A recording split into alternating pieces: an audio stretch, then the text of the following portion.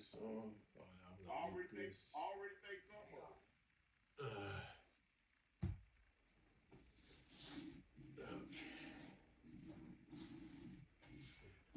I need to change the camera. No, that's a good view. All right. 2, 3. Good afternoon, world.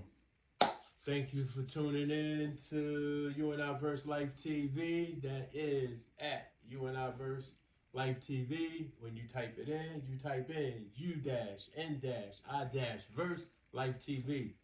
I am your host, C-Win, and snoozing in the back is my co-host, Snoop.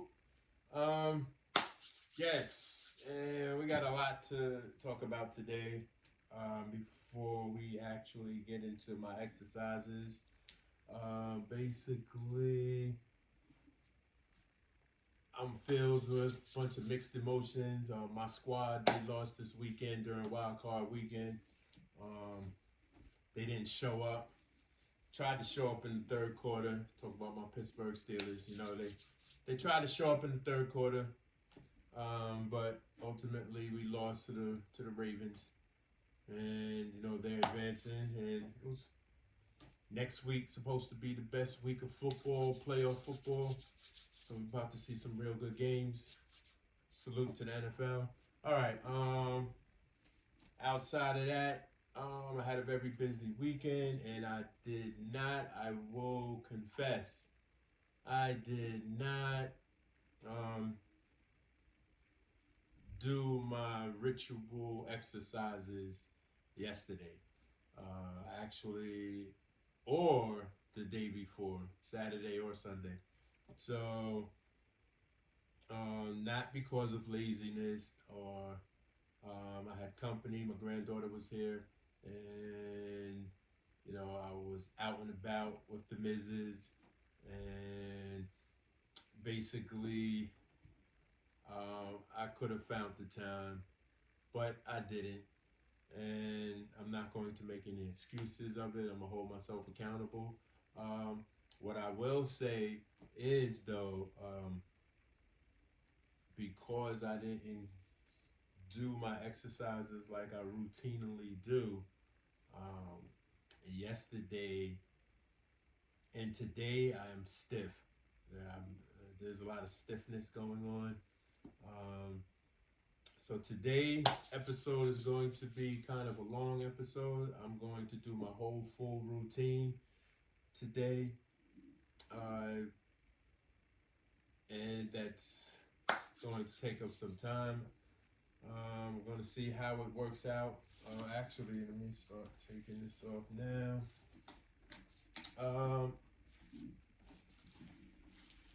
I also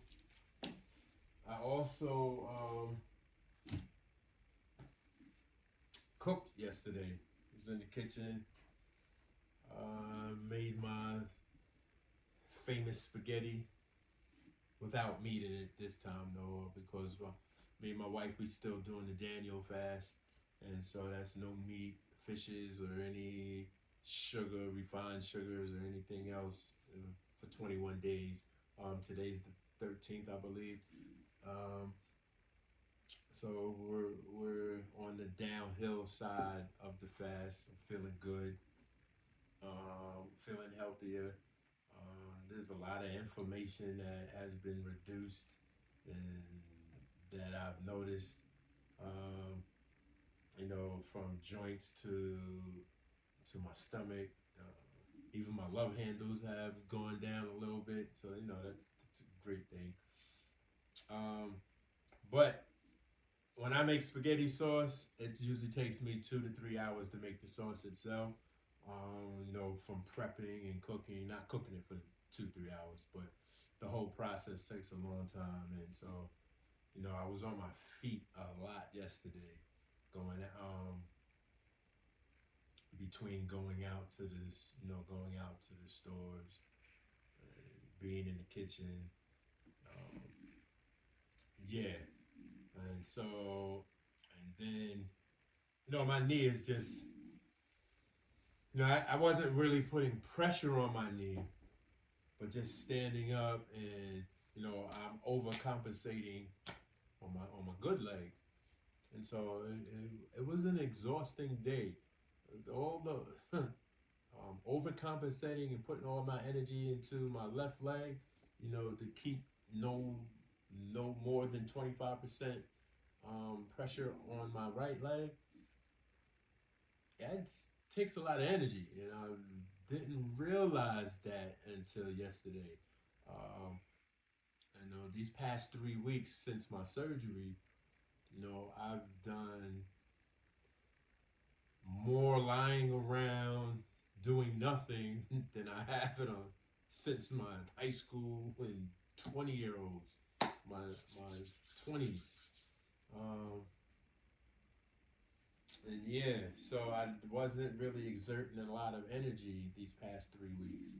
And, just yesterday, I really put in, I really felt the effects. It was my day yesterday, and I was exhausted. I actually slept late today. I actually didn't get up to. Actually, I didn't even hear my wife walk Snoop this morning, and she usually walk. Well, I usually do, but since the surgery, she's been filling in for me. And salute to you, love you, miss. Um, um, but she's been filling in and walking Snoop in the early mornings for me, and I didn't even hear it this morning. And then usually she wakes me up, because it's cold out here, so she has to get them dressed before taking them outside. Because Yorkshire Terriers, they don't have fur, they have hair, so winter times they need to be clothed. And they don't have that fur that some dogs have that help to keep them warm during the winter elements. Um, Um, yeah, so I really was exhausted. I didn't hear her this morning. And then I think they left. I think they left at 9 o'clock this morning. To take my granddaughter to school. Anyway, um, and so I was just dragging around. Oh, and this boy, that's what woke me up this morning. Basically, I probably would just been waking up. Who knows? So when they left, my wife took my granddaughter to school. Every time either I or the missus we leave, Snoop always runs to the window and watching us leave. And so he jumped on my leg this morning, and that was and he's less than 10 pounds, right? And but I'm asleep, and he didn't do it purposely. But I started calling him all type of motherfuckers though, because I'm asleep. Next thing I know, oh, you motherfucker, da, da, da, da, da, da, and so on and so forth, right?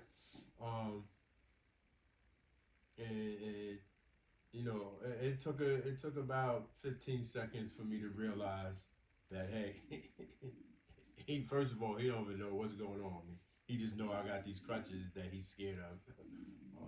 So I immediately calmed down. But to be woken up that way, and and so my knee was feeling a little weird, but nothing severe. But it was a scary moment waking up that way. I can say this though, so I today was actually my first. Here goes some progress. Today was actually my first day taking a shower without having the chair in the tub. So that was another progress. I've been keeping the chair for safekeeping when I take showers. Um, and I need some new. These things, they're still sticking. But anyway, change the subject. So yeah, that was progress. I needed to wake me up. So and so that was good. All right. So Again, my leg is a little stiff today, and once we start, we're gonna go. I'm gonna do all the exercises. Actually, going to do because I still don't know. Oh, I know what I have to do today. I gotta go online to Amazon. I need to order my little pedal bike, pedal whatever you call it. That's what I gotta do today. Make sure I do that after this episode.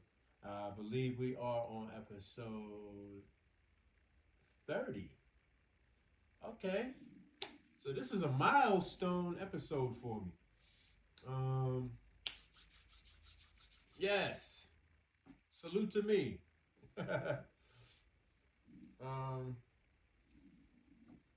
But yeah, that's what I'm going to do. So basically, I'm going to really get into these exercises because we're going to be here for a minute. And I don't want any of my subscribers or any of my viewers that come in and you see because I'm stiff. I don't want nobody to have any concerns. I'm not concerned. I just know that consistency is very important, and so I've learned that in the last 48 hours. So that's basically, I'm going to have to figure out my routine. I gotta start now that I have all these. I have all these different exercises now. I'm gonna have to figure out how to do them throughout the course of the day when I'm at home. Because there's so many, I might have to break them into two parts. So I will sit down at some point this evening or this afternoon, later on this afternoon, and figure that out. And if not, definitely by tomorrow. I go to physical therapy tomorrow. And actually, before we start these exercises, that's what I wanted to mention. So tomorrow, it has already been told to me, we're moving on to the next level with physical therapy. So I don't know what's in store, but I'm excited for it. And so, yeah, I'm excited for it. So we're going to see whatever happens. I'm going to do my best to document any footage that I can. Because I want to look back at this. I can't wait to look back. I can't wait to 2026 so I can look back. Because I don't look at my past footage. All my episodes, I look at them as I'm editing and making shorter ones for the people who don't have the patience to sit through a whole full episode. But I do look at when I'm clipping and making just the exercise videos or whatever short clips that I'm doing. Then I take the time and I look at them. And I don't critique myself though. But I can't wait to 2026 once I am cleared where I could actually go back playing ball. I'm going to sit down and go through each and every episode to reflect on the journey that I am embarking on right now. And I can't wait for that time. But again, as my grandmother always told me, cross bridges when you get there. So 2026 is a long way off, right? So disclaimer before we begin these exercises. My subscribers already know, but first time viewers, you do not know, I am not a licensed professional. My content here at U-N-I-VERSELIFETV, my ACL Journey, I am not a therapist or any other type of licensed professional. My content is to inspire. That is all.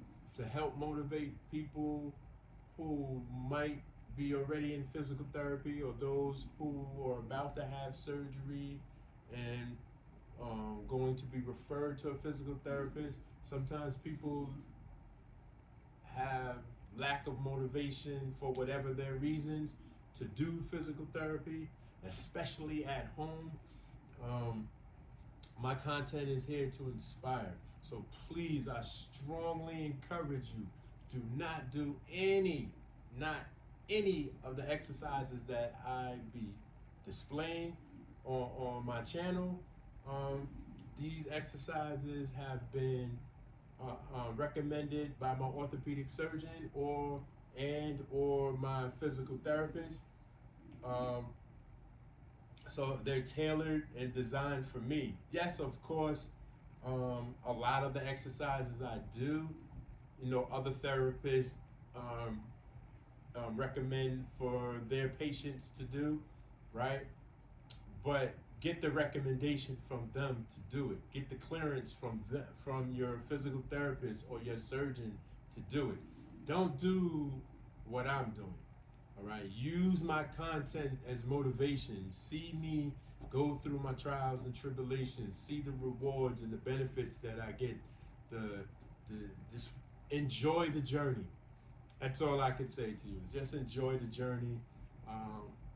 Most days, I can tell you the truth, most days, the reason why I get through the days is because I am doing this content.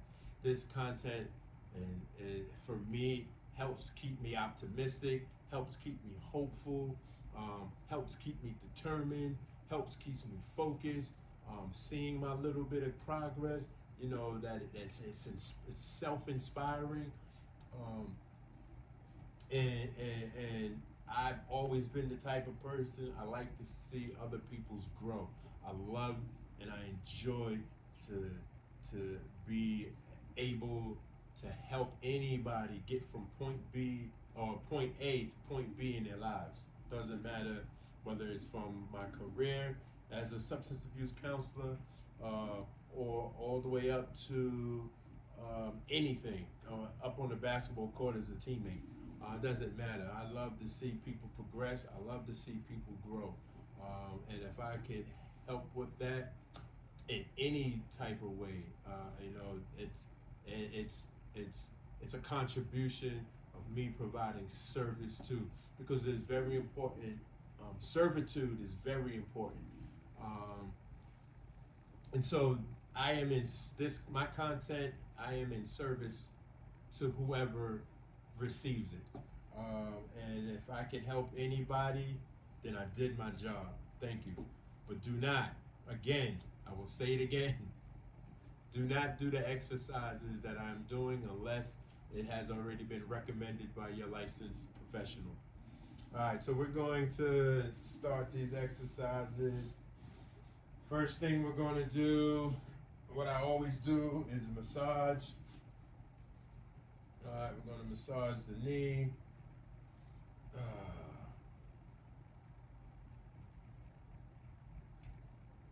Massaging the knee for all my new viewers helps to break up the blood vessels that are in there, get the blood flowing in there, especially above my knee or my lower thigh.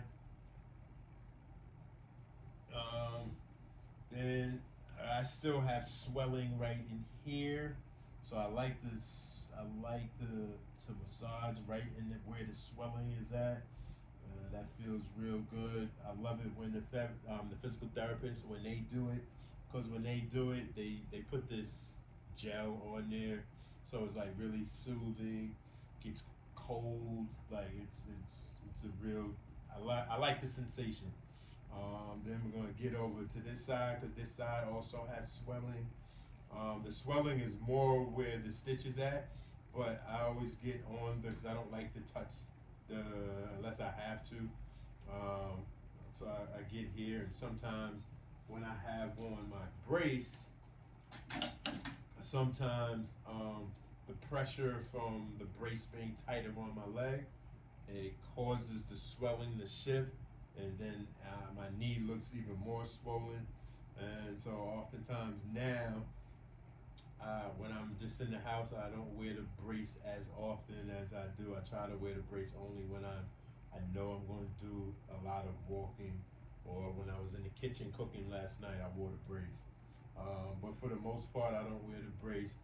50% of the time when I have to use the bathroom, I'm not going to have the brace on, or I'm not going to put the brace on. But if I know if I'm going to the bathroom and then maybe to the bedroom or to any other part or any other room in my home, then then I'll make sure that I put the brace on. All right, so after I do the top layer, I go behind the knee and a nice rub. Right, go to the back top of my thigh. Get a nice rub in. Go to the, I said the top of my thigh, the bottom of my thigh. Now go to the top of my calf muscle. Yeah, that be feeling good too. My calf be feeling, I don't know the sensation it is, but that feels good. Then now we're going to do a little rub. I like to do these rub downs because they don't do this in physical therapy, but I like doing it because I feel my whole leg feels stimulated when I do this. And it just feels good when I do this. It just feels stimulated. I go from top to bottom, to side, top to bottom, side to side, top to bottom, side to side, top to bottom, side to side, top to bottom, side to side, top to bottom, side to side, top to bottom, side to side, top to bottom, side to side. Okay, so we're done with those. Next thing is going to do kneecaps. So relax my leg. The physical therapist that they do this exercise where I just move my kneecap side to side, because you know there's a lot of information behind the kneecap, behind the patella, and this is a good way to help move the blood vessels that are behind there. Now we go up and down, up and down, up and down, up and down, up and down, up and down. Okay, we're gonna go side to side one last time. The best way to do this, for me, that I realized, I found out, that I have to concentrate on just relaxing my leg and just let my leg just lie here limp. And that feels good. Back up and down, up and down. Okay, so we're good with that. Next thing is we're gonna do some quad muscles. We're gonna flex the quad muscles. All right, ready? Go. 1, 2, 3, 4, 5, 6, 7, 8, 9, 10. Hold it. 1001, 1002, 1003, 1004, 1005. Go. 1, 2, 3, 4, 5, 6, 7, 8, 9, 10. Hold it. 1001, 1002, 1003, 1004, 1005. Go. 1, 2, 3, 4, 5, 6, 7, 8, 9, 10. Hold it. 1001, 1002, 1003, 1004, 1005. That's 3. Go. 1, 2, 3, 4, 5, 6, 7, 8, 9, 10. Hold it. 1001, 1002, 1003, 1004, 1005. That's 4. Ready, go. 1, 2, 3, 4, 7, 8, 9, 10. Hold it. 1001, 1002, 1003, 1004, 1005. That's 5. Ready, go.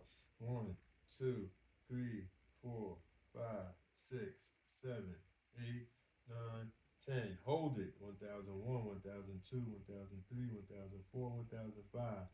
That's 6.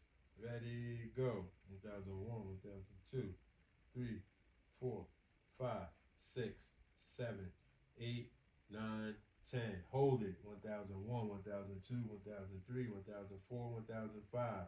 That's 7. Ready, go. 2, 3, 4, 5, 6, 7, 8, 9, 10. Hold it. 1001, 1002, 1003, 1004, 1005. That's 8. Ready, go. 1, 2, 3, 4, 5, 6, 7, 8, 9, 10. Hold it. 1001, 1002, 1003, 1004, 1005. That's 9. One more set. Ready, go. 1, 2, 3, 4, 5, 6, 7, 8, 9, 10. 1001, 1002, 1003, 1004, 1005. That's 10. All right, next set. I see it looks kind of dark in here. I always forget to turn this light on.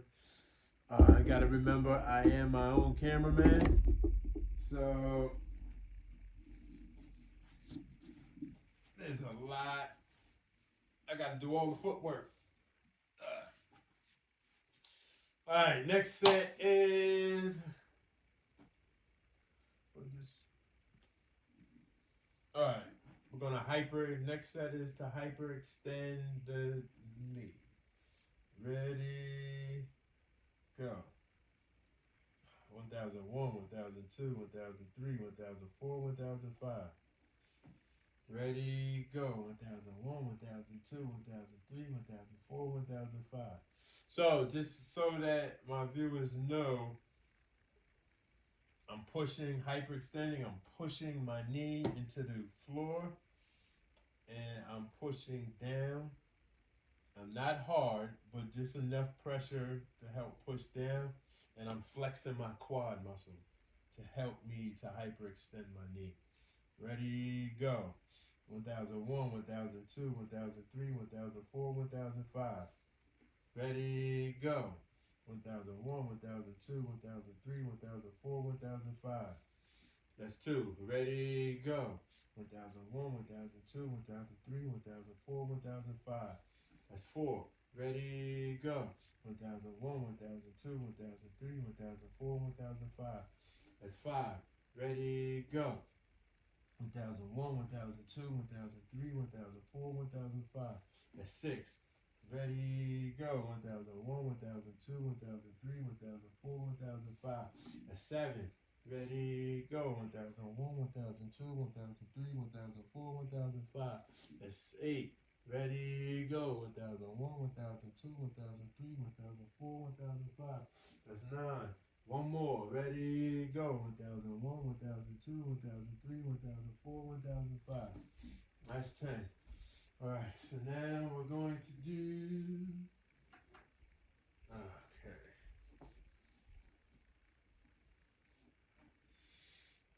I'm going to do some push downs.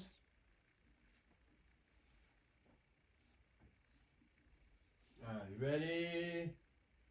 Go. 1001, 1002, 1003, 1004, 1005. Release. That's 1. 1001, 1002, 1003, 1004, 1005. That's 2. Ready, go. 1001, 1002, 1003, 1004, 1005. That's 3. Ready, go. 1001, 1002, 1003, 1004, 1005. That's 4. Ready, go. 1001, 1002, 1003, 1004, 1005. That's 5. Ready, go. 1001, 1002, 1003, 1004, 1005. That's 6. Ready, go. 1001, 1002, 1003, 1004, 1005. That's 7. Ready, go. 1001, 1002, 1003, 1004, 1005. That's 8. Ready, go. 1001, 1002, 1003, 1004, 1005.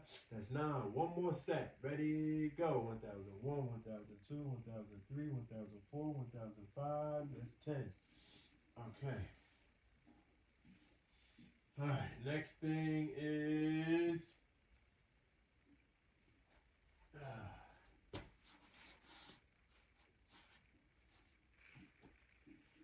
Okay.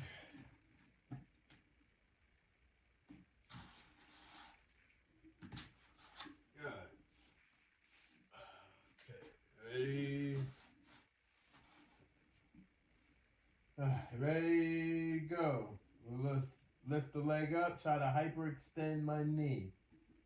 Ready, that's what we're gonna do. Ready, go.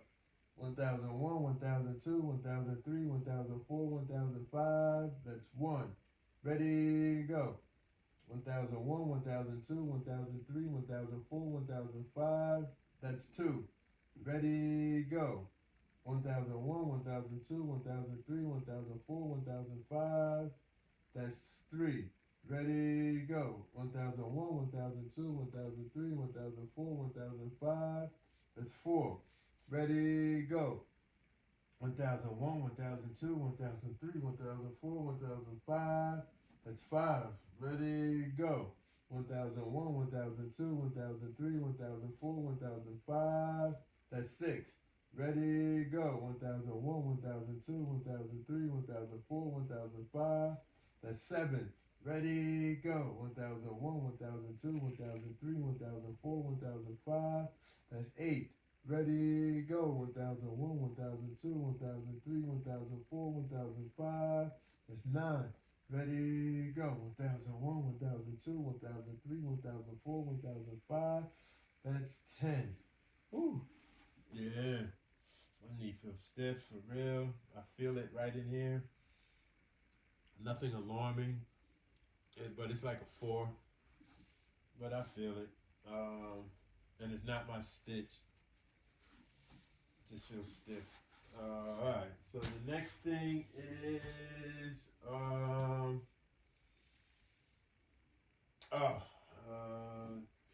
hey. No, we'll do these heel lifts. We're gonna do heel lifts first, then we'll do the hamstrings. Alright, so we're gonna do heel lifts up and then heel lifts to the side.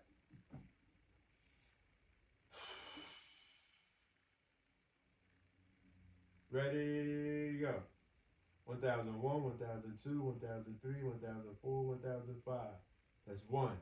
Ready, go. 1001, 1002, 1003, 1004, 1005. That's 2. Ready, go. 1001, 1002, 1003, 1004, 1005. That's 3. Ready, go. 1001, 1002, 1003, 1004, 1005. That's 4. Ready, go. 1001, 1002, 1003, 1004, 1005. That's 5.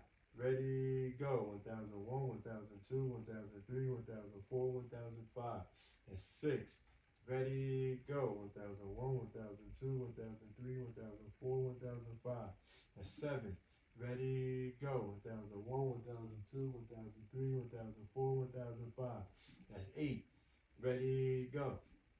1001, 1002, 1003, 1004, 1005. That's 9. Ready, go. 1001, 1002, 1003, 1004, 1005. That's 10.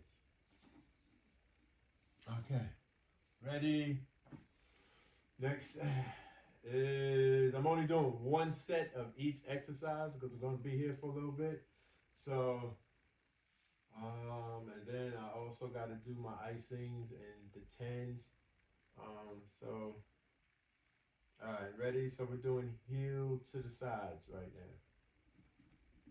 Ready, go. That's 1. That's 2. That's 3. That's 4. That's 5. That's 6. That's 7. That's 8. That's 9. That's 10. Okay. Next thing is, where is my piece of paper? Okay. You start bending the knee now.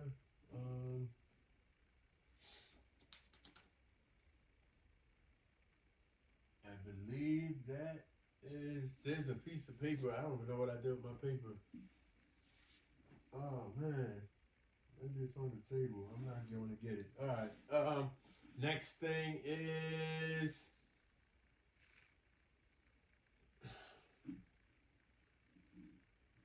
I really don't know where my paper is at. All right. We'll remember most of them. All right. The next thing is hamstrings.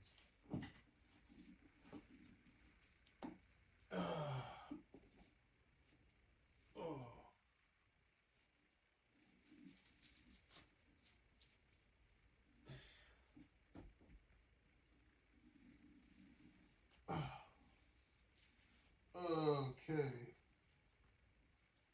Hamstrings is very important, as I've been told. All right, so I'm not going to put added pressure. I'm going to keep my elbows on the floor, and I'm just going to lift. Ready? I'm going to hyper while I'm in this position. I'm going to hyper extend my knee as best as I can. I'm going to push my heel to the ceiling and point my toes toward me as best as I can. And I'm going to stretch. I feel the stretch a little bit here. I feel the stretch here. I also feel the stretch here. 1001, 1002, 1003, 1004, 1005. Oh, that feels so good though, to stretch my leg. You know, before my accident, my injury, I did a lot of stretching, so I'm very flexible. And I haven't been stretching none of my routine stretches that I do throughout the course of the day. I haven't been doing. So my body has been feeling really tight. And so when I do stretch, it feels amazing. All right, ready? 1001, 1002, 1003, 1004, 1005. Down. Ready, go. That's 2. 1001, 1002, 1003, 1004, 1005. Down. That's 3. Ready, go. 1001, 1002, 1003, 1004, 1005. Down. That's 4. Ready, go. 1001, 1002, 1003, 1004, 1005. Down. That's 5. Ready, go. 1001, 1002, 1003, 1004, 1005. Down. That's 5. Ready, go. 1001, 1002, 1003, 1004, 1005. Down. That's 6. Ready, go. 1001, 1002, 1003, 1004, 1005. Down. That's 7. Ready, go. 1001, 1002, 1003, 1004, 1005. Down. That's 8. Ready, go. 1001, 1002, 1003, 1004, 1005. Down. That's 9. One last set. Ready, go. 1001, 1002, 1003, 1004, 1005. Down. That's 10. Okay. Ooh. Good money. Good money. All right. Next set is we're going to hold the leg up. And I'll show you with my good leg. I'm going to hold the leg up. And I'm going to just push my heel, my toes to the ceiling. Back and forth toes. Oh, that's what I was supposed to do. Back and forth toes. I missed that. All right. In circles. All right. So Ready, go. 1, 1, 2, 3, 4, 5, 6, 7, 8, 9, 10. Down. Flex my quad muscle. Feel it in my kneecap. That's 1. Ready, go. 1, 2, 3, 4, 5, 6, 7, 8, 9, 10. Down. Flex my kneecap. That's 2. You're only doing 5 of these. Ready, go. 1, 2, 3, 4, 5. Ready, then. I forgot to count. Flex the kneecaps. That's 4. That's 3. All right. Rather do an extra one than do less. Ready, go. 1, 2, 3, 4, 5, 6, 7, 8, 9, 10. I'm not supposed to do 10. I just overdid it. Flex the kneecap. 1. That's 4. One last one. I wasn't supposed to do 10. I was supposed to do 5. 1, 2, 3, 4, 5. I don't know. 6, 7, 8, 9, 10. I don't even know no more. I lost count.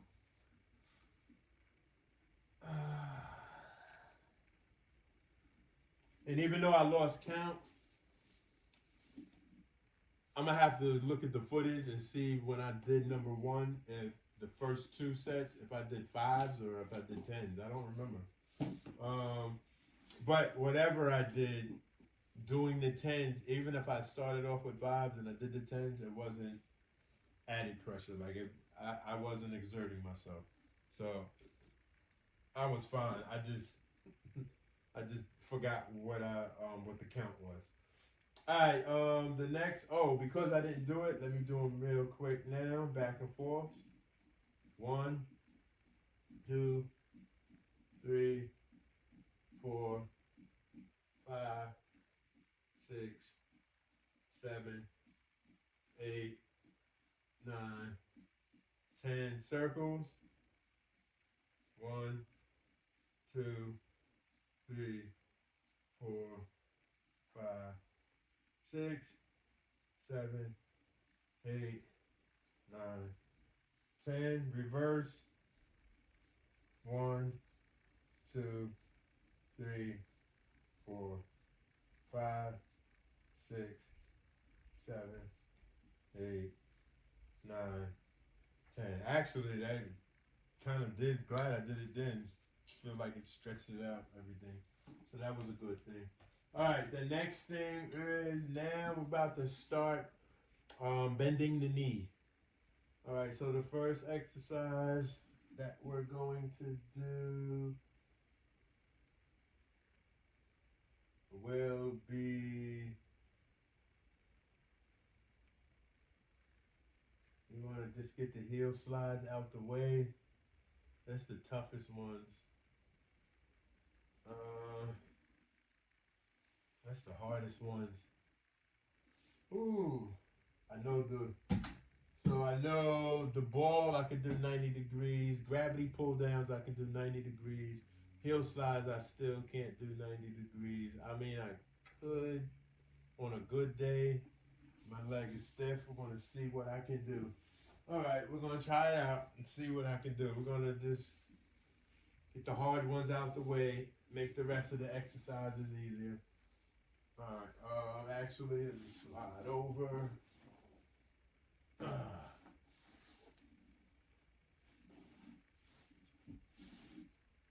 Alright, bed in the way.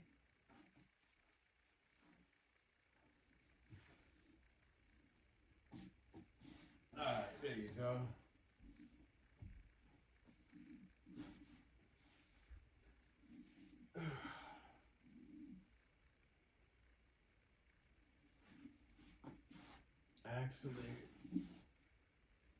Actually, I could back this up some. Alright, there you go. That should be good.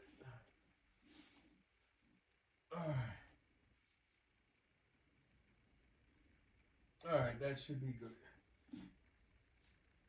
Okay, let's go. Okay.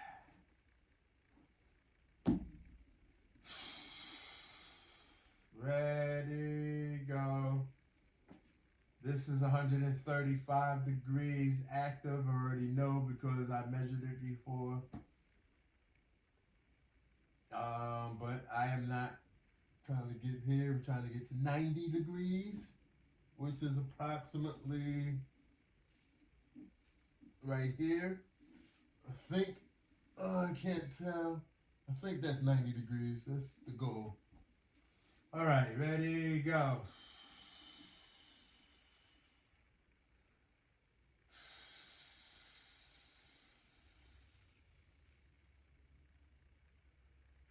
Oh yeah, I can feel how stiff my knee is. Oh.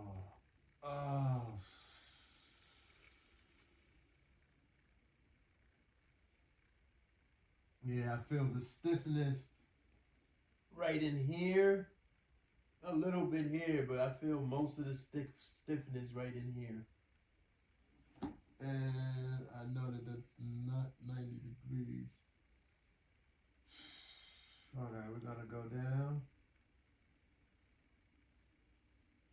That's the first set. Okay, that's one. Ready, go.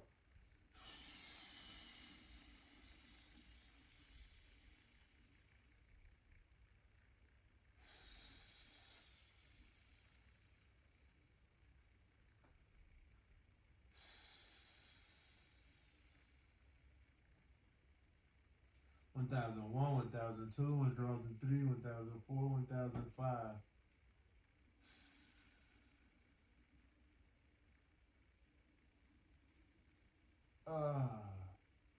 That's two.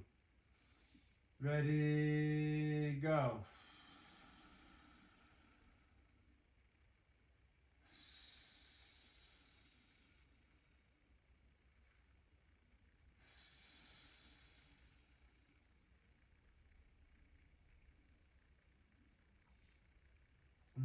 One, 1002, 1003, 1004, 1005. Down.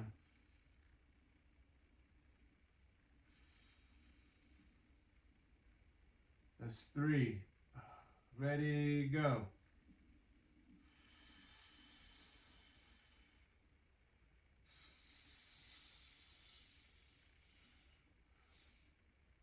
One thousand one, 1002, 1003, 1004, 1005. Down.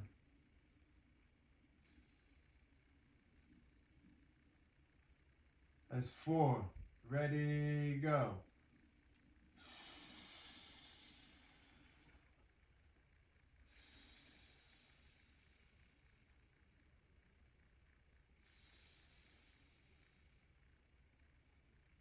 One thousand one, 1002, 1003, 1004, 1005. Down. That's five. Ready, go.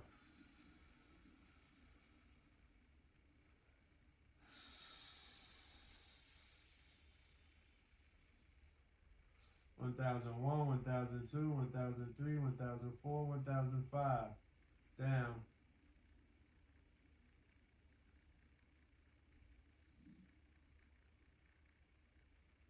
That's 6.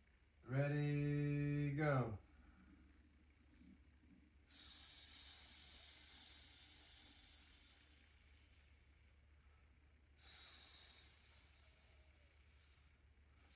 1001, 1002, 1003, 1004, 1005.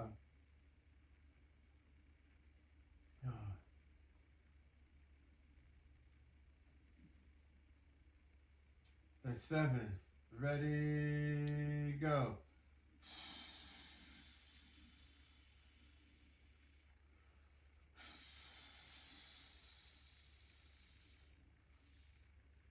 1001, 1002, 1003, 1004, 1005. Down. Oh. I got like a hair or something in my nostrils and it keeps tickling me. I'm gonna have to pull the hairs out of my nostrils. That's 8. Ready, go.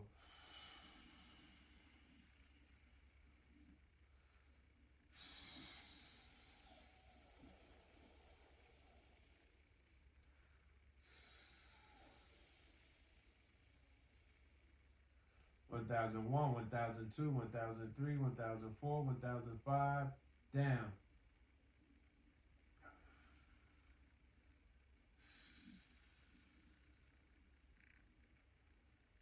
All right, that's 9. One last one. Ready, go.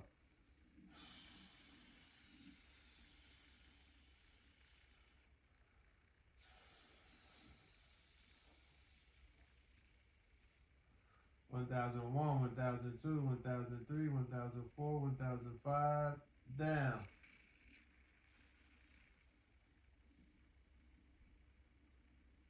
Okay, that's 10. Okay. Ooh. Shake it out. Oh. Yeah, my leg is feeling really stiff. I'm gonna have to check the footage on that. I don't think I was reaching 90 degrees, but I can't tell. I got that ring of light that's like really bright and I can barely see myself. I only see a shadow of myself in the camera or on my phone, so can't really tell. Alright, the next thing is, what do you want, Snoop? You still scared of this ball? I don't know why you still scared of this ball. This ball has never hurt you. It's all cat. Alright,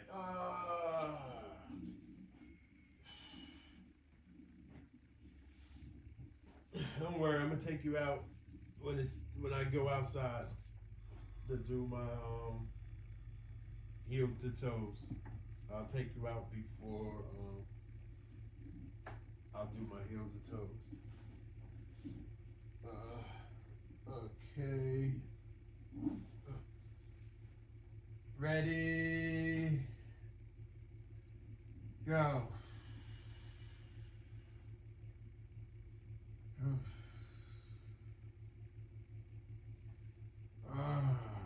I think that's 90 degrees. Yeah. When I do the ball, I definitely get 90 degrees here.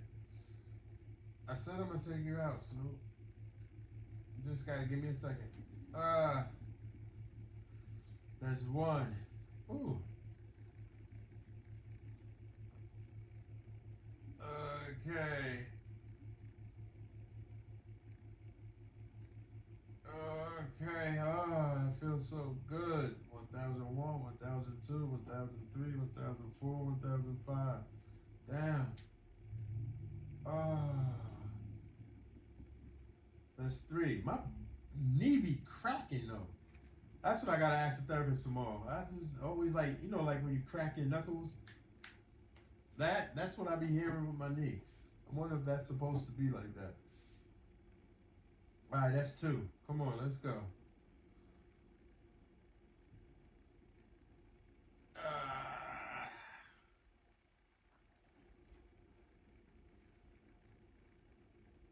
I think that's a good angle. Look at that. I like that angle.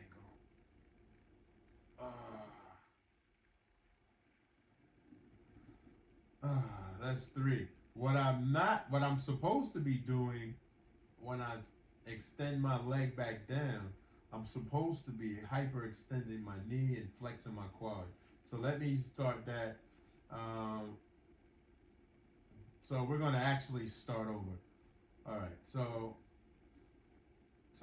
I come down, flex 1, 2, 3, 4, 5. That's quad flexes that I'm doing. All right, so we're gonna start from 1 right now. Ready, go.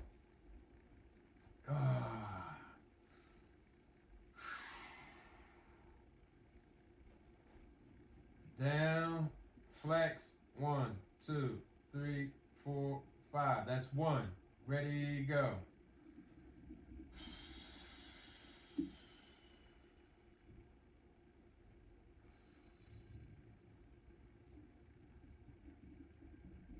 One, 2, 3, 4, 5. That's 2. Ready, go.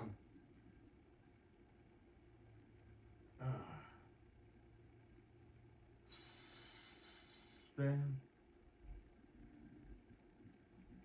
1, 2, 3, 4, 5. That's 3.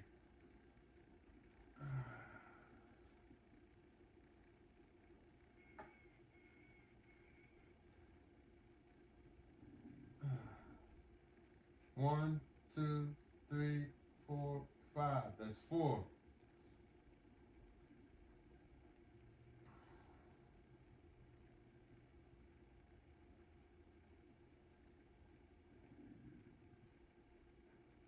One, 2, 3, 4, 5. That's 5.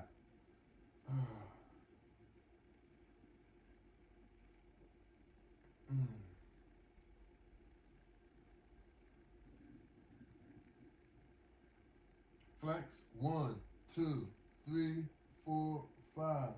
That's 6. Or was that 5? Did I say 5 last time? That's 5.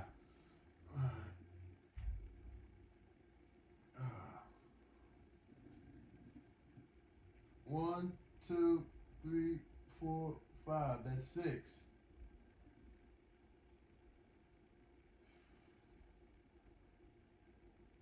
Oh, 90 degrees. I love it.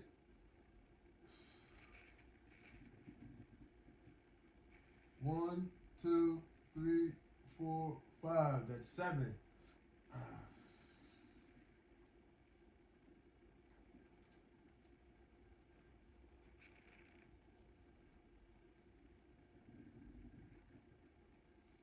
One, 2, 3, 4, 5. That's 8.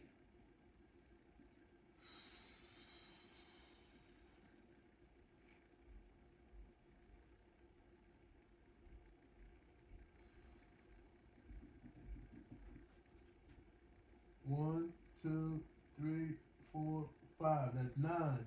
Last set. Let's go. Bring it home. Let's bring it home.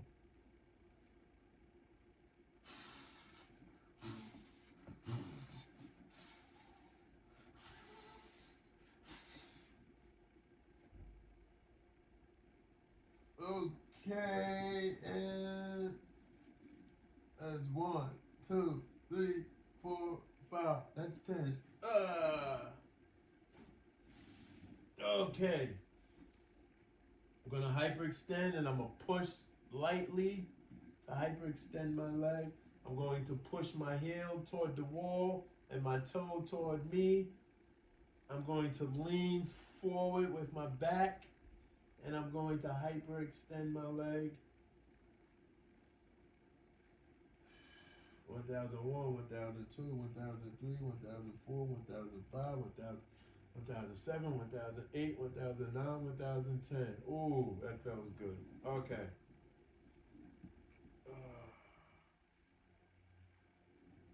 Okay. The next one is I need the band for this.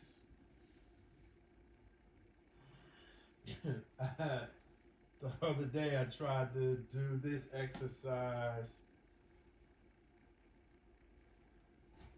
with this and I couldn't do it. The therapist actually had a band, which I knew I had. I just couldn't have to find them. All right, so about to get on my stomach. All right, but see, the therapist put it on last time, so I'm going to put it on this time. Let's see, before I get on my stomach. All right, let's hold it this way. Oh, hold up. I knew it was something. I'm wilding. Alright, so I need this. And I need this. Okay. Alright, so this can go second.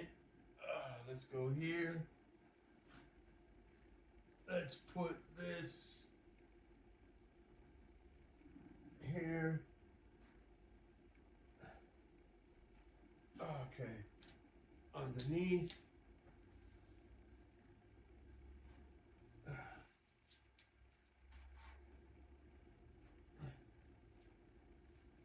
There you go. Oh. Whew. Okay, hold on.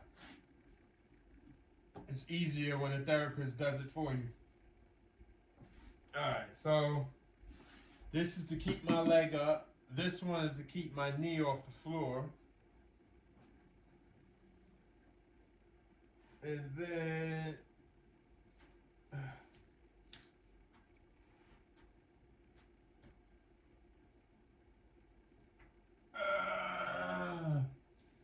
oh, that feels good. Okay.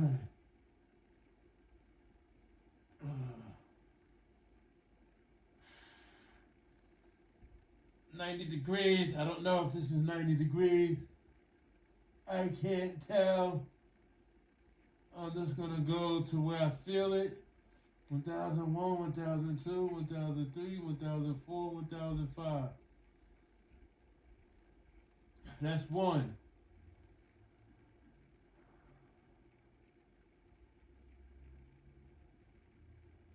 Uh, 1001, 1002, 1003, 1004, 1005. That's two. Ready to go. 1001, 1002, 1003, 1004, 1005. That's three. Ready to go.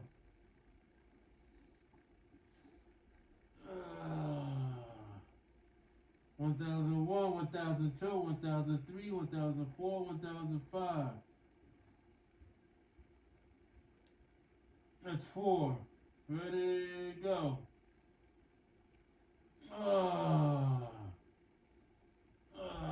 1001, 1002, 1003, 1004, 1005. Ooh.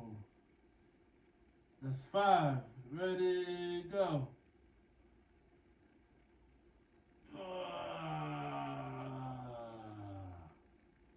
1001, 1002, 1003, 1004, 1005. That's six. Ready to go.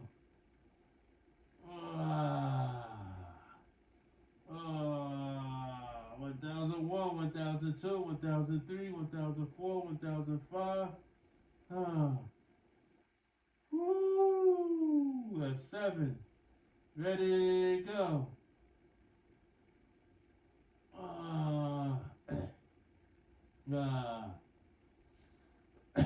1001, 1002, 1003, 1004, 1005. Down. That's eight. Ready to go.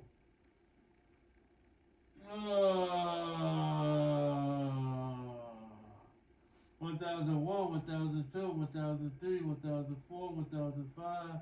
Down. That's nine. One more to go. Let's go. Ready to go.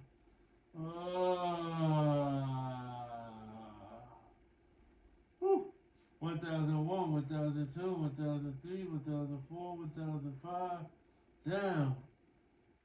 Oh, yes, that felt good. Good money. It's that exercise is a little bit more easier with the therapist with two people. My wife, she at work. Snoop only got paws. My granddaughter, she at school. And I am my own cameraman.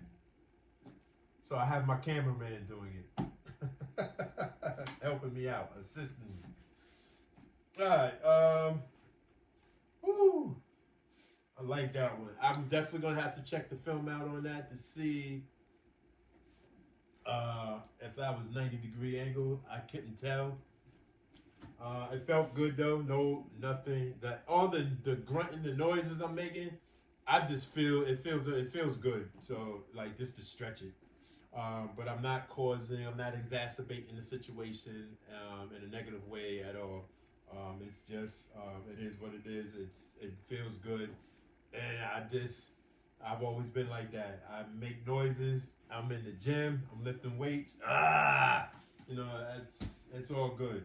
I know the difference between being sore and being hurt. I know the difference in my pain, my levels of pain, when it's concerning and when it's not. I've learned from past experiences when to exert myself beyond the limits and when not to. Like, so, again, I'm 55 years old. I'm not 25. When I was 25, I was trying to impress everybody. I'm in the gym or whatever, or, when I'm hitting the pull-up bar or something and trying to do way more than I could do. That's not the case. I could care less what anybody thinks of me when I'm doing my exercises or not. But I was fine. I wasn't in pain.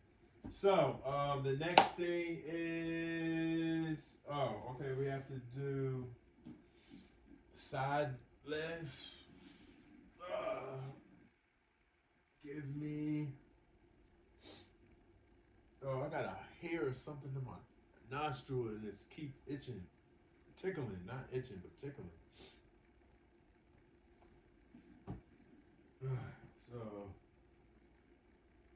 1, 2, 3, put that there.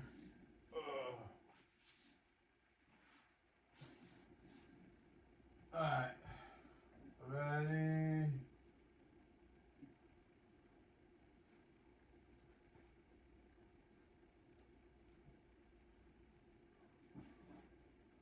Ready, go.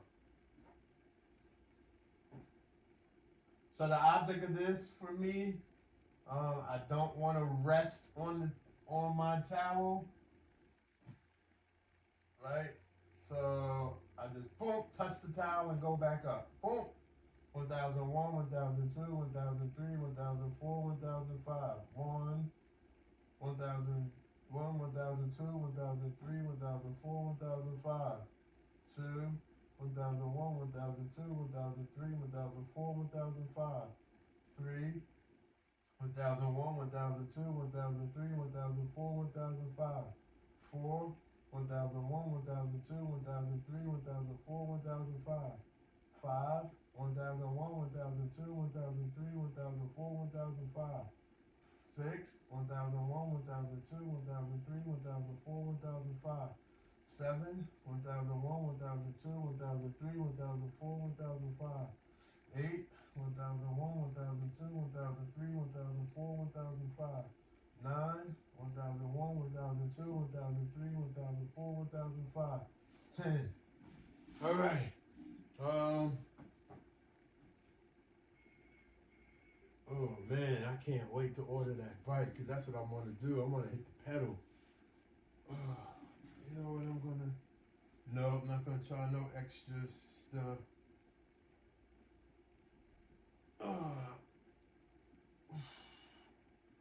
Oh, yeah, I'm not gonna try that. I thought that maybe I could do that, but no, not gonna try that. I could already feel that just felt awkward on my knee, so we're not gonna try that. All right, the pedal bike won't be doing. All right, so I am going to. What's the next exercises? I'm trying to think. Okay, so the next exercise we are going to go outdoors. I got two things. I'm not just only doing the heel to toes. I'm also going to do some squats with the ball. And since I'm outside, I'm just going to do it in the hallway. Yeah, because no, I don't want to do all that. The fireplace is being in the way. Alright, so yeah. I will be back. I'm going to walk Snoop, and then right after walking Snoop, get to the heel to toes and the squats, and then we will ice, do the tens. I feel like there's something else that I'm forgetting. I'll think of it, and whatever exercise that I am forgetting, we will do it in the second half of this content. I'll see y'all in a bit. Okay, it's on. Yep, it's on. So I'm back. I finished walking Snoop. He did what he needed to do, so he's inside. It's kind of cold out. Not as cold as the other days. So I'm not rushing to do these heel to toe exercises, but I am rushing. So we're gonna get this done. The most important thing, let me bring the camera down some. The most important thing with heel to toes, I exaggerate, actually, let me bring down this. I actually have to exaggerate the motion when I go to my heel. By doing that, it helps to hyperextend my knee and then push off into my toe. So I'm going to definitely emphasize that as I'm going. All right, so let's put this up just a little right there. All right, there we go. 10 seconds. Ready, go. Here, go. Here, go.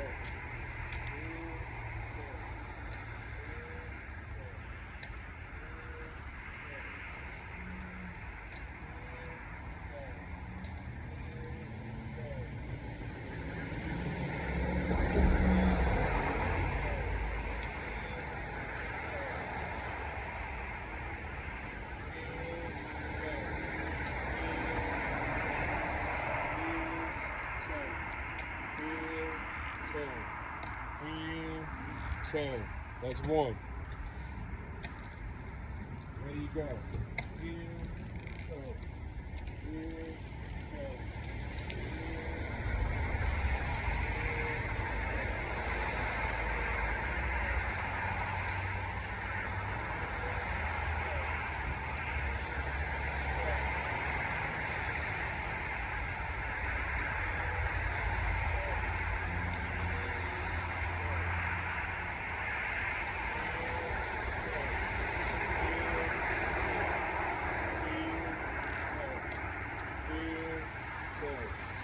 Heel, toe.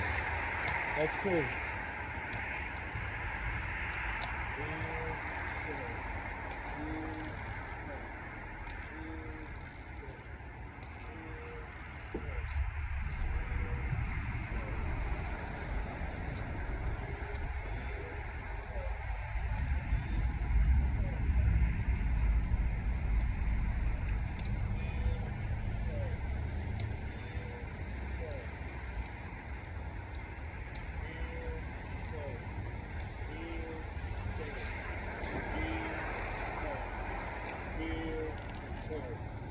Heel, toe. That's three.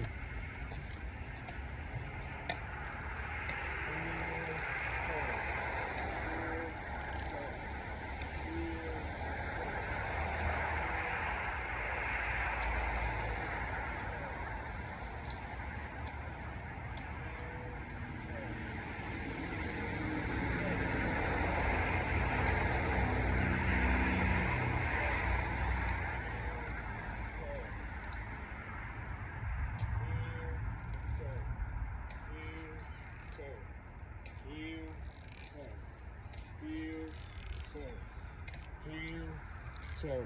That's 4. Heel, toe, heel, toe,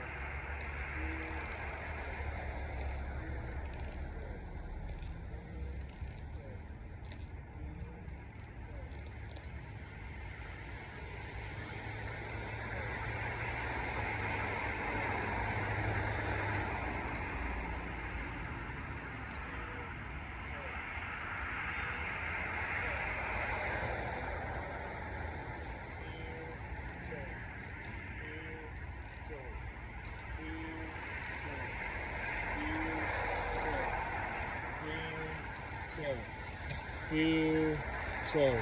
That's 5. Let's go. Heel, toe,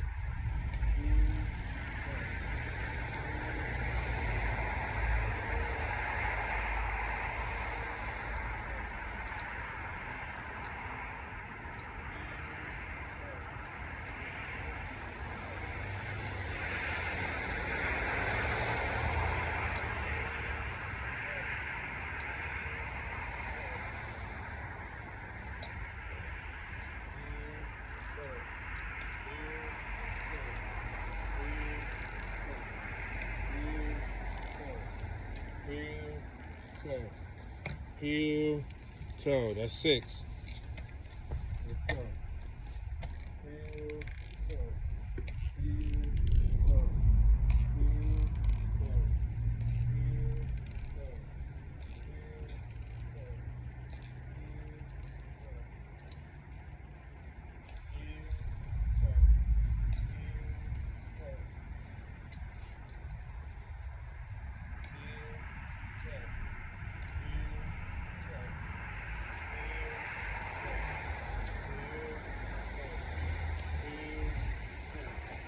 Heel, toe.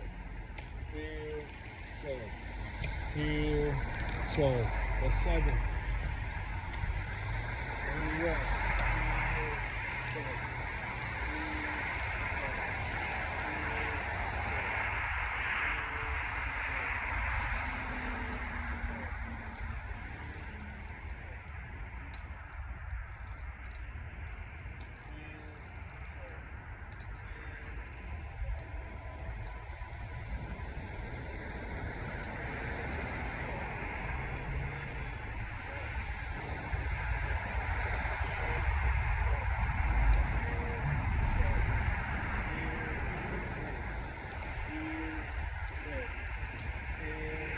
toe. Heel, toe. That's 8.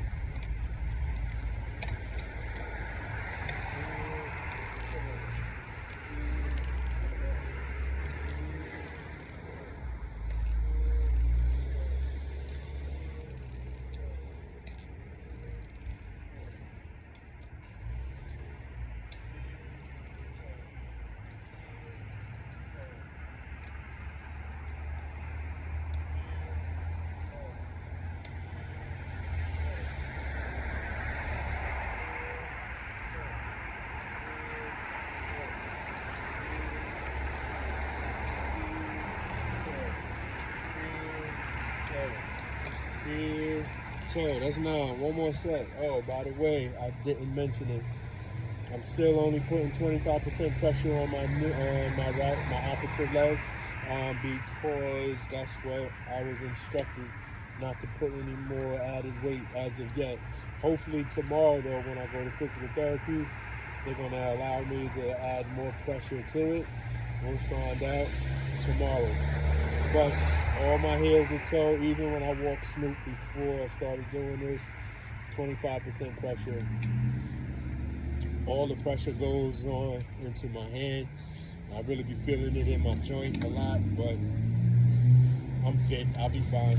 All right, let me get this last set in. All right. Ready? Good. Go.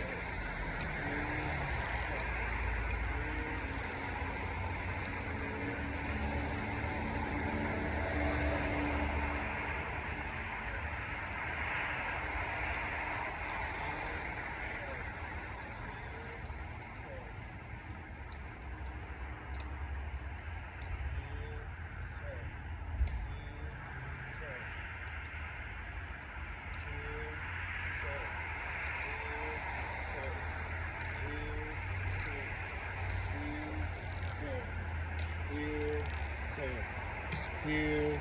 So last set, that's it. Good money. Good money. Alright. I'm about to get up out of here. It's really cold. But I just, for any new viewer, how do I know that I put 25% weight? It's never exact. What 3 weeks ago, the physical therapist put me on a scale, weigh 181 pounds. So we divided that by 4.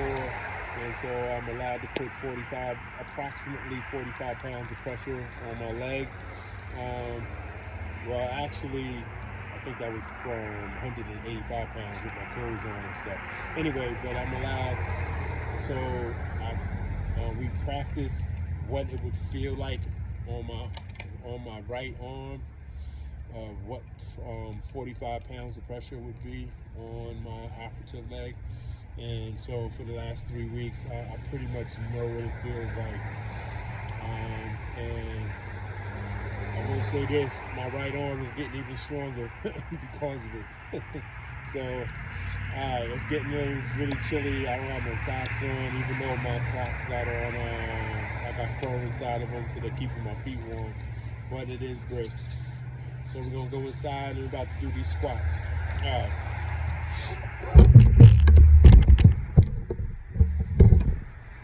Oh, I forgot to turn the camera off. Back on? Yeah, it looks like we on. Okay, yeah, so we're about to do these squats. Just to start off, and now I sound like there's an echo because I'm in my corridor doing these squats because I currently haven't figured out where exactly I want to do the squats in my home as of yet. So for at least for today, we're going to be doing it out here. I'm going to be doing the squats in 2 different angles. I'm going to do 2 sets of squats. The first squats that I'm going to do are going to be facing straight, looking at you, and then the second one is going to be profile. And I want to be, it's more for me than it is for my viewers, because just real quick, when I do exercise at the gym, leg days are my favorite days, and legs, when I do my squats, I do calisthenic squats, and I do lightweight squats. Form and technique is utmost importance to me, always has been. And when I did this past Saturday, when I did squats at physical therapy for the first time, I looked all like, what the heck? I didn't like how the form looked, but I get it, I understand. I just had surgery, it's going to take some time, I'm patient. However, it still didn't look right seeing me in the mirror doing some really questionable squats. So, anyway, I said all that to say I'm going to do 2 different angles of the squat so I could see where I need to work on for moving forward in the future so that I can improve the back technique. Alright, so let's put these here.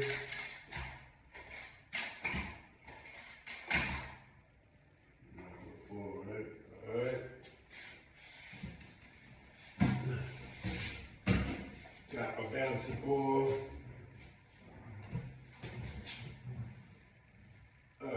Put it behind me. This is how they had me do it in physical therapy. This is supposed to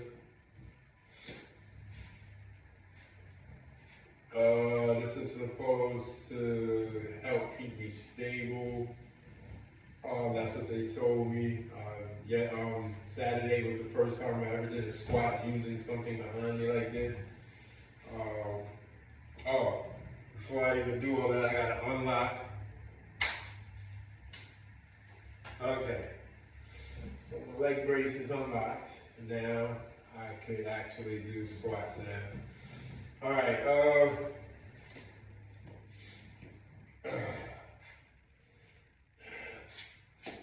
ready?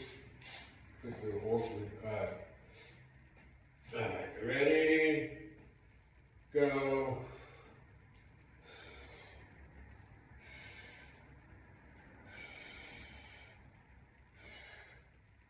Alright, I'm going to have to push my legs forward just a little bit. Alright, so that feels a little bit better. Alright, ready, go.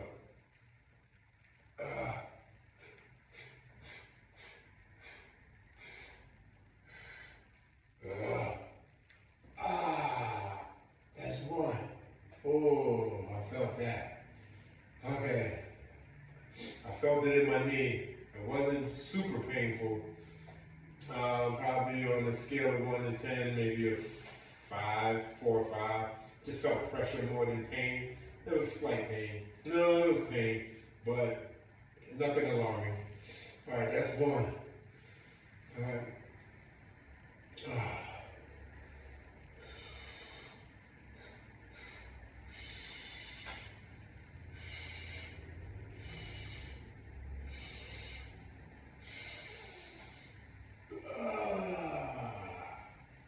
That's two. Okay. Ready, go.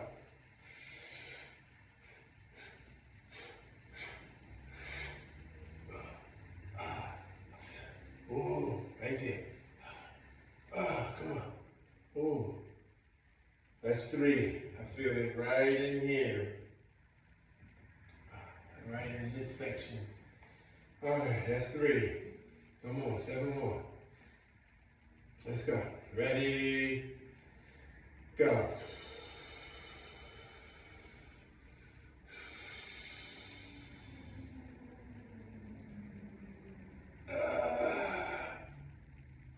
Let's go. That's 4. Now, if any of my viewers is questioning why is he exhaling when he's going down, because normally when I'm exercising before the accident, when I squat down, I inhale, and when I lift up, I exhale. Right? So I'm doing it backwards now because when I exhale going down, my muscles tend to relax and it helps me to do the squat. So I don't tense up my muscles. I don't want to tense up my muscles. I want to be as relaxed as possible. So when I go down, that helps my muscles to relax. All right, so what was that? 4, that was 4. 6 more to go. Ready, go.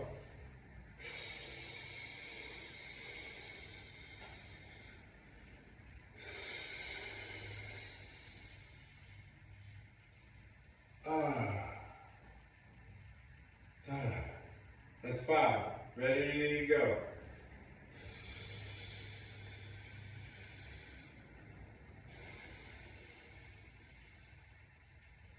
That's 6. Ready, go.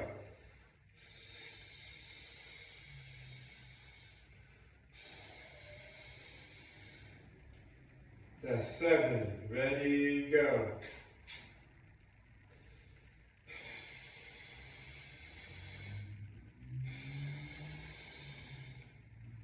That's 8. Ready, go.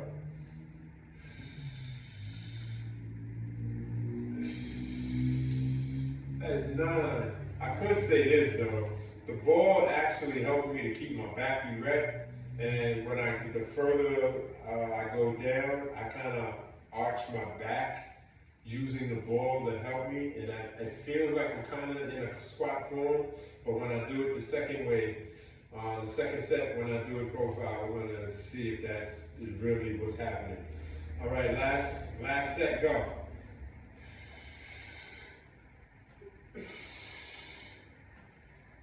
That's 10. All right. I'm going to switch the camera.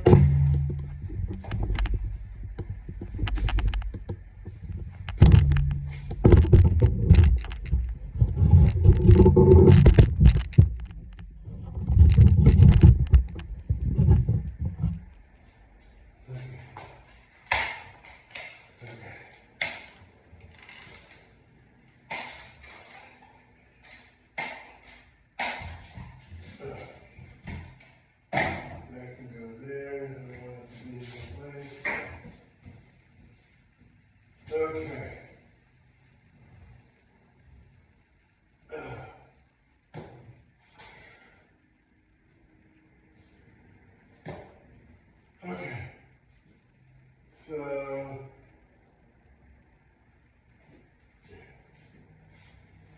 okay, my feet are shoulder width apart. I'm leaning. Now, normally I wouldn't do a squat leaning in this direction. But of course, we understand what's going on. Now, the theory that I have, I'm about to see from this direction if that's the case or not. All right, ready? About arching my back, the ball arching my back. All right, ready, go.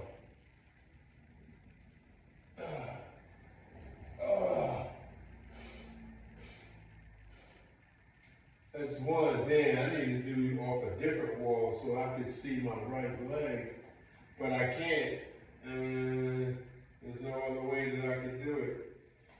So, it is what it is.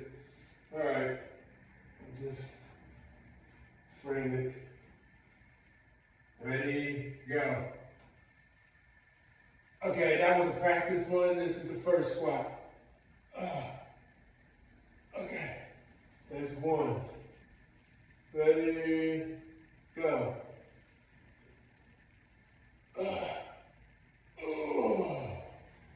That's two. Ready, go.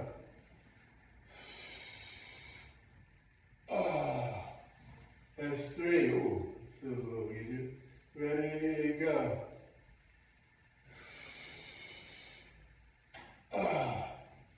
That's four. Ready, go. Yeah, I see how it's keeping my back. And it's actually helping me to lift up. I see it now. That's five. All right.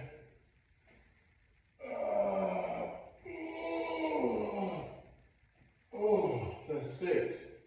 Ready, go.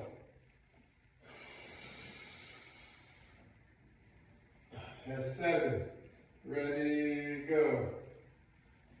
Actually, it's getting better. That's eight. Ready, go. That's nine. One more. Ready, go. That's 10.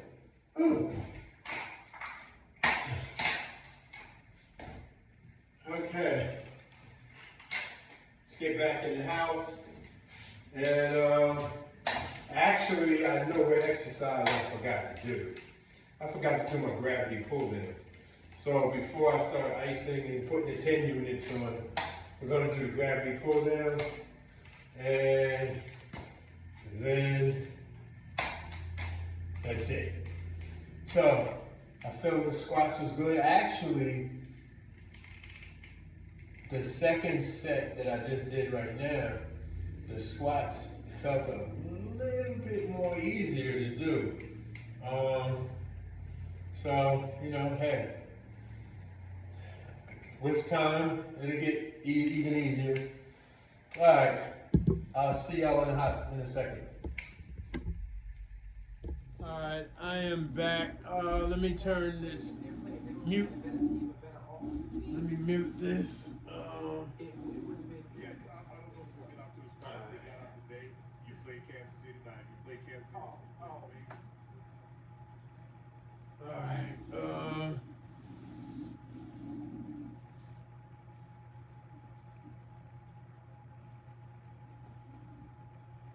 All right, so we're about to do these.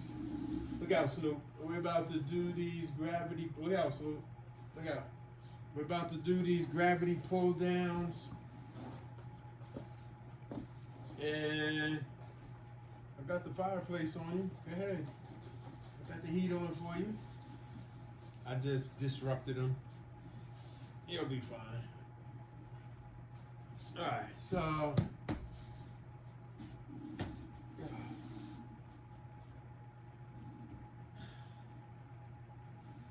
Again, what's one of the most important things I would like to reiterate for anybody that's in physical therapy or anybody who is about to go to physical therapy. I say this almost in every episode. The home therapy is just as important as going to your physical therapist.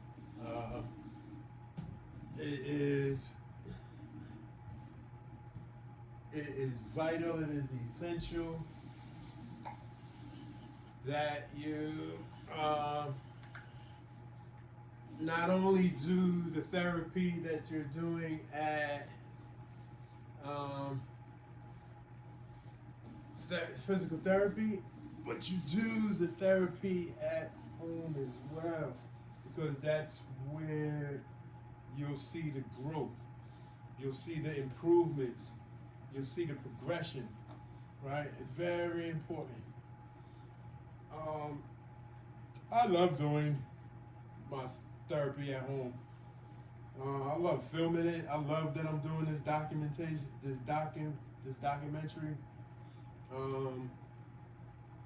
My ACL journey has been a great one, an inspiring one for me, self-inspiring. Hopefully one day to be self-inspiring for someone else, anyone else. I don't care who. I don't need to know you. You don't need to know me. But if you look at my footage and you like, oh man, you know what? Let me stop playing these games and let me, do what I need to do to get myself together, right? Then my content served its purpose. All right, so with that we need. Oh, I put it away. Okay, I need this.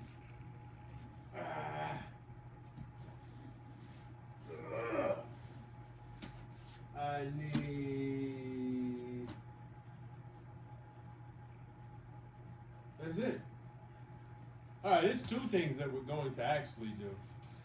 So before we so we're gonna do the gravity pull downs first, and well, there's two things. We're gonna I'm gonna bend my knee. All right, can you see my feet on the floor? Yes, you can. All right. So first thing I'm going to do, just to help.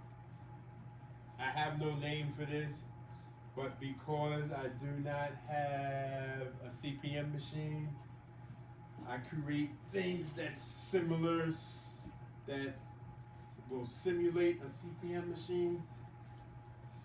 And this one here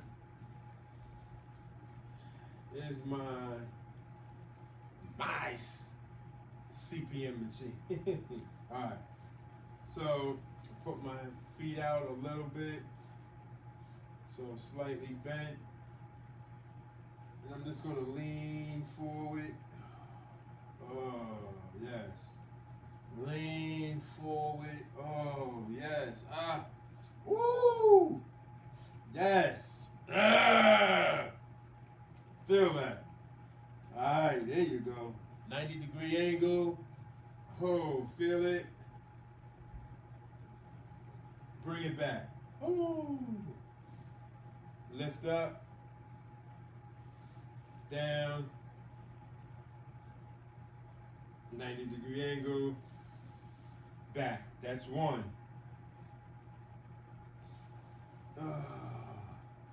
Ooh. Yeah.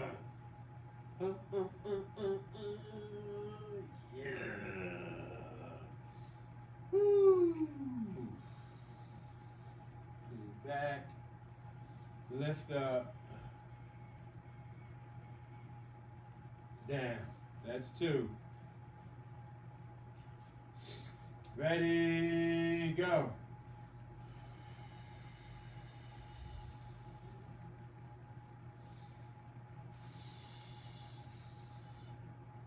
Woo. Sit back. Lift up. Straighten that leg. It's hard to straighten my leg. That's three. Ready, go. Forward. Just bend the knee. I love it when I bend my knee.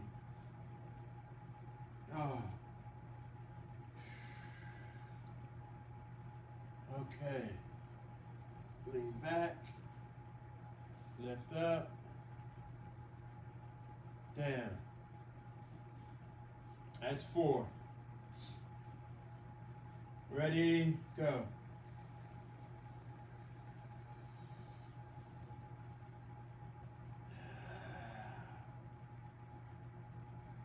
Back. Lift up. That's 5. Ready, go. Slide to the front.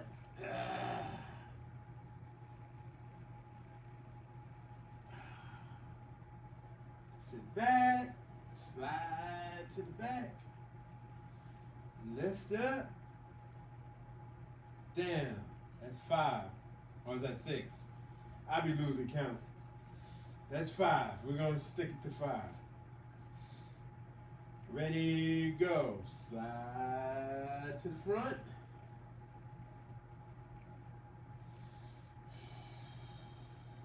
Oh man, I forgot to turn the light on. Slide to the back. Lift up. That's 6. Cameraman, turn the light on. Okay, I will.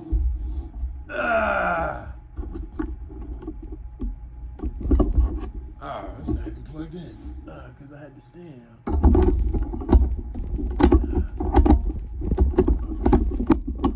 Okay. Camera's on. Okay. So that was 6. Ready? Slide to the front.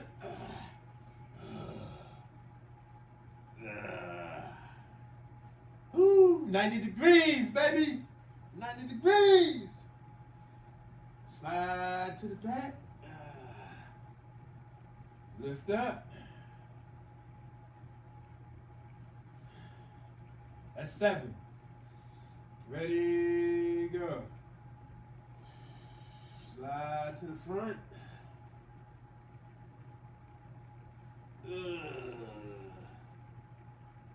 Slide to the back. Lift up. That's 8. Slide to the front.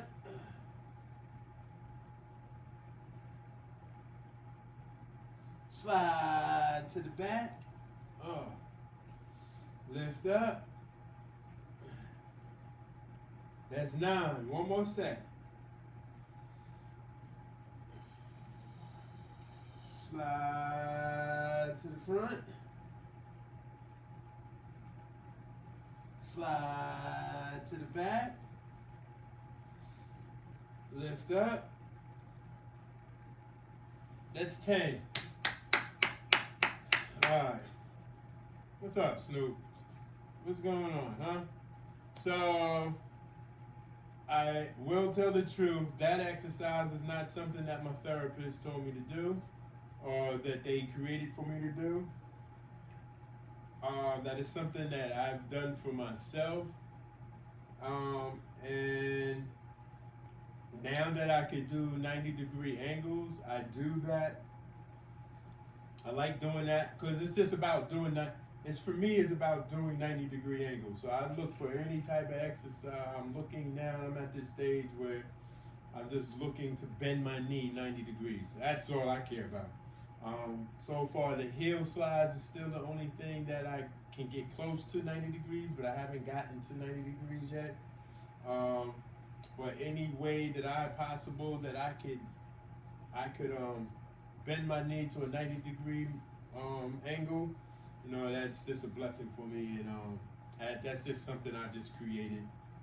It's nothing extraordinary. I'm not putting myself at risk.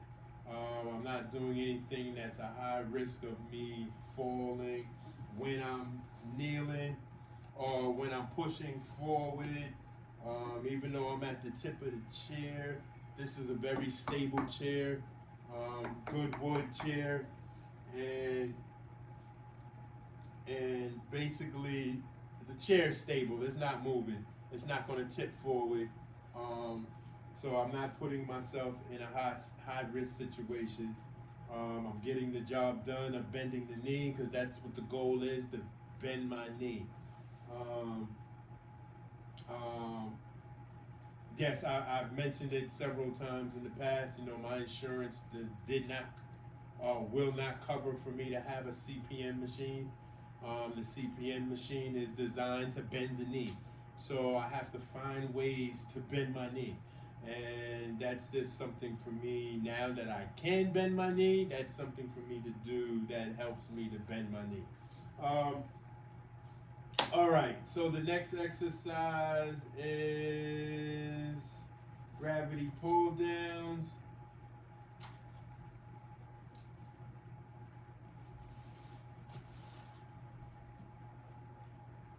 Now, my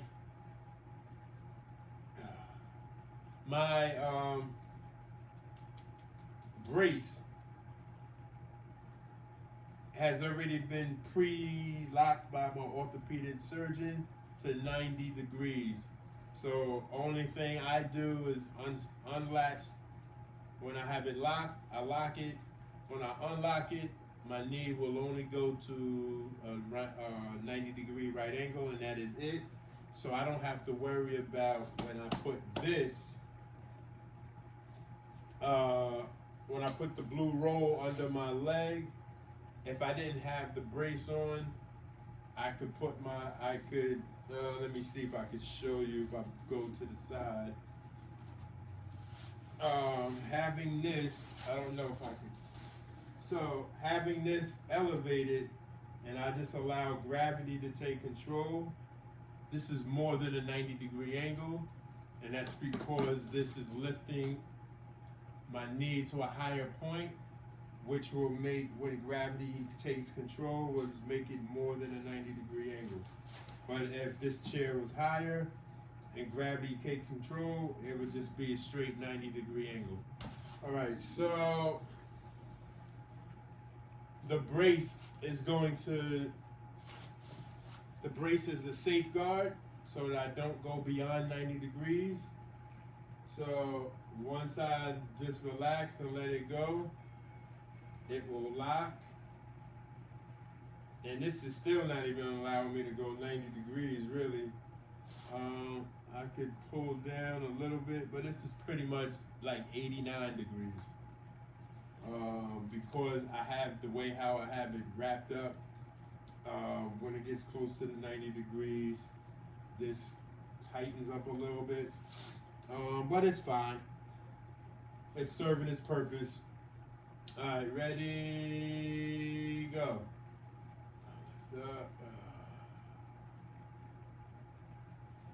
Oh, no, I'm gonna use assistance with my hands to lift up. That was a little bit too much. I didn't cause no damage, but it was just, I'm not gonna be able to do the whole sets if I try to do it all by myself without assistance. So I would use my hands as assistance, and we're gonna come down slowly. Slowly, that's one.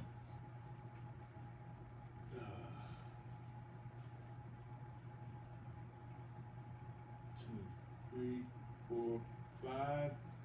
I'm flexing my quad muscle. That's 2.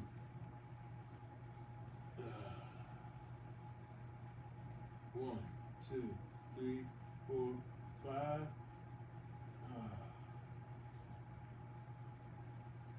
That's 3. 1, 2, 3, 4, 5. That's 4.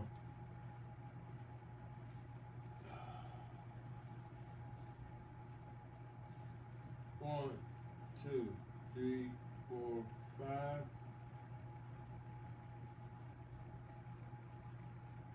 That's 5.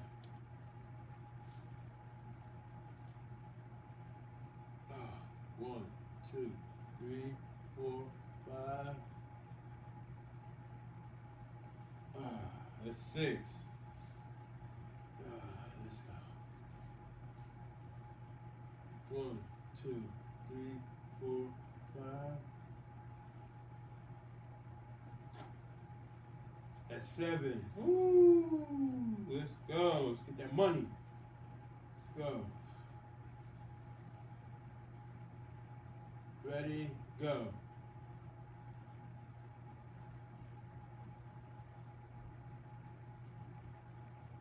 That's 8.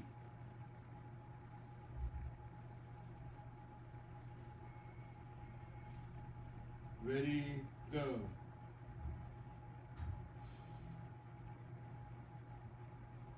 That's 9. I didn't do the 5 set, so the quad flexing. So we got to do 9 over. 1, 2, 3, 4, 5. That's 9. Last set.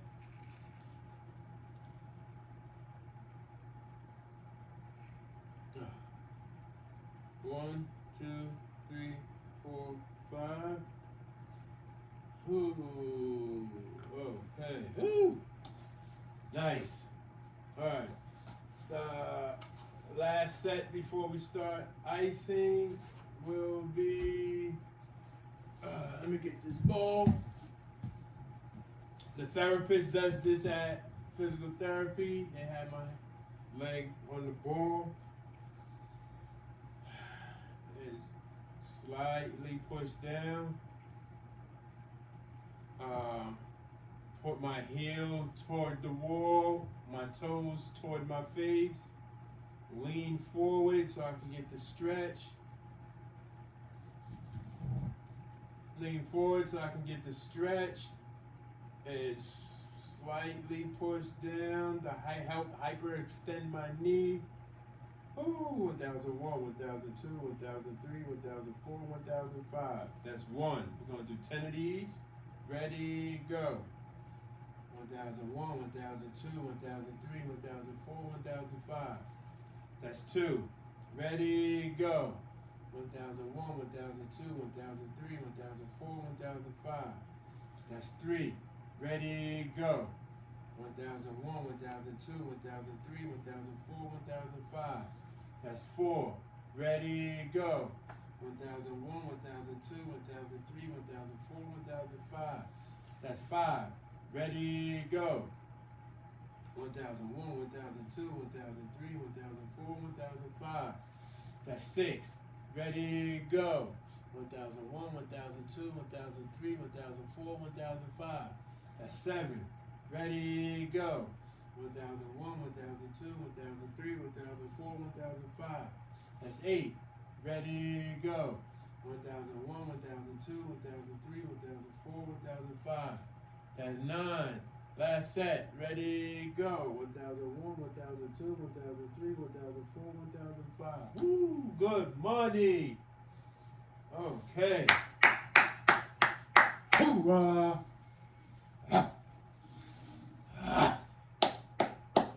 Completed the exercises for today. I feel good. All right, we about to ice and do some stimulation. And I'm gonna put this television on, watch one of my favorite podcasts.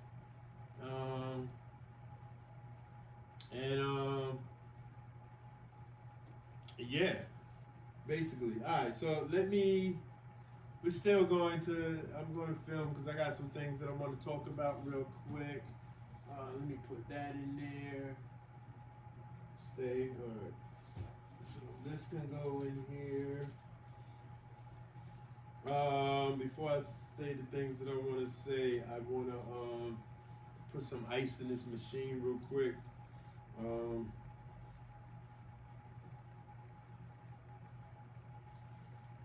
Actually, okay, you can go over there. We don't need you. We need you. So you stay there. We don't need you. We don't need you.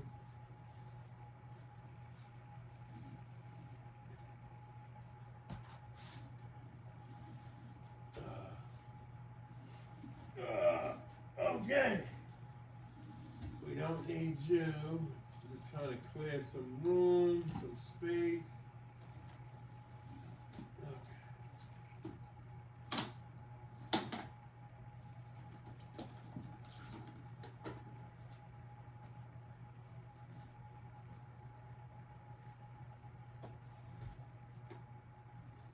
Oh, where my crutches? Alright, we don't need the chair no more, so the chair can go. Oh, I need the chair to lift up to get this crutch. Okay.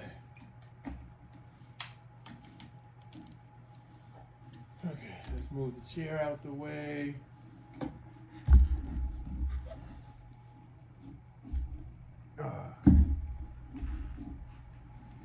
Chair can stay right here. Alright. Let's get some.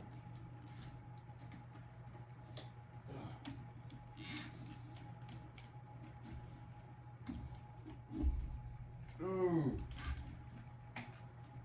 I'll be right back. Just getting some ice real quick.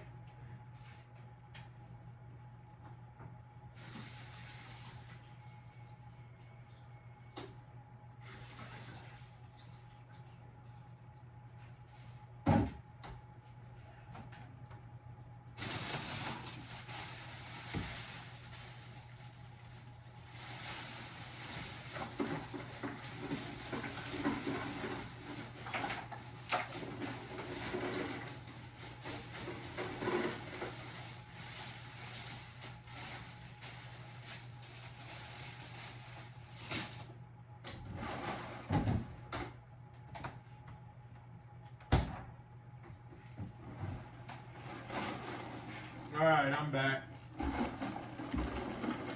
Look out, Snoop.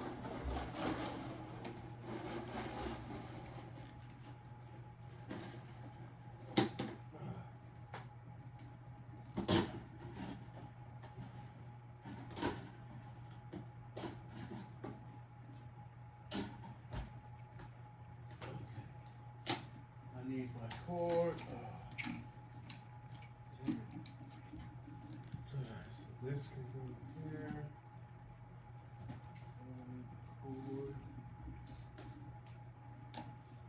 Alright, I'm going to need the ice packs, the other ice pack. So what I'm going to be doing this time, because as much as I love my ice machine, it only does the top of my knee and some of the side. And I be noticing a lot, I don't know if you can see, the light is in my eyes so I can't see. But I be having some swelling here. Well, I can't take the brace off yet because I still gotta go do some walking in the kitchen. But I have some swelling that's like on the side of my leg, and I don't feel the ice pack gets there. And I just wanna put ice around my entire knee. That's what I'm going to do. I did that yesterday and it felt good. So I'm going to start doing that all the time. I have 4 ice things in the freezer that I'm about to get right now. Pull them out.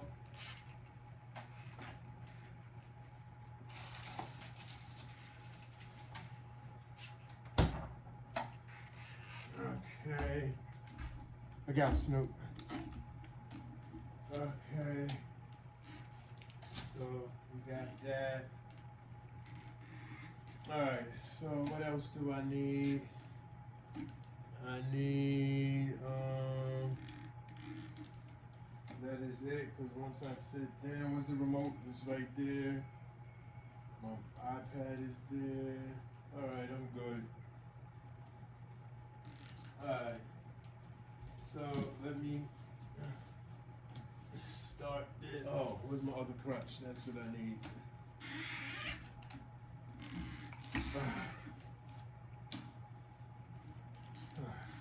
You can sit there. You can sit there. That feels good. Okay. So, we can take the brace off now. I don't know, there's something I'm forgetting. What? I don't know. But It is what it is. It's gonna be what it's gonna be. Alright, so that's there. Okay, we're gonna start with the 10s. Alright, so we have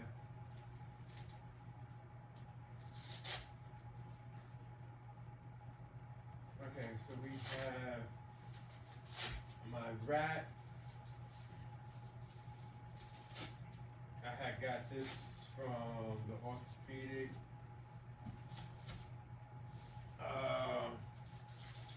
From my surgeon's place. Open it up and put 2 of these in here. This is what they originally gave me, and I was like, this don't work.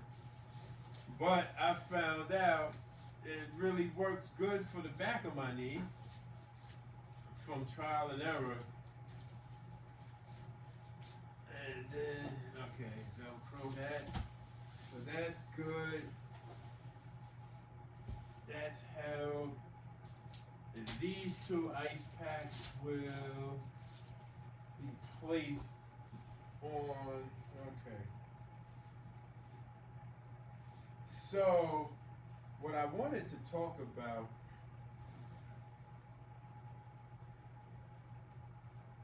was a couple of things. But one of the things I wanted to talk about was my threshold for pain. You know, as a person who likes to exercise,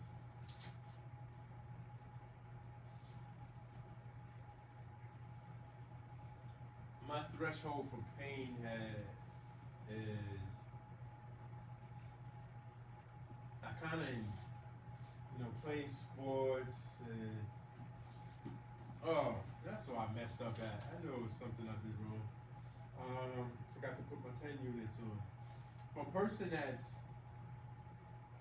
playing sports and even though I've never played at the highest level or even at a collegiate level, I've always been athletic and I've never been afraid of contact, being hit, hurting myself,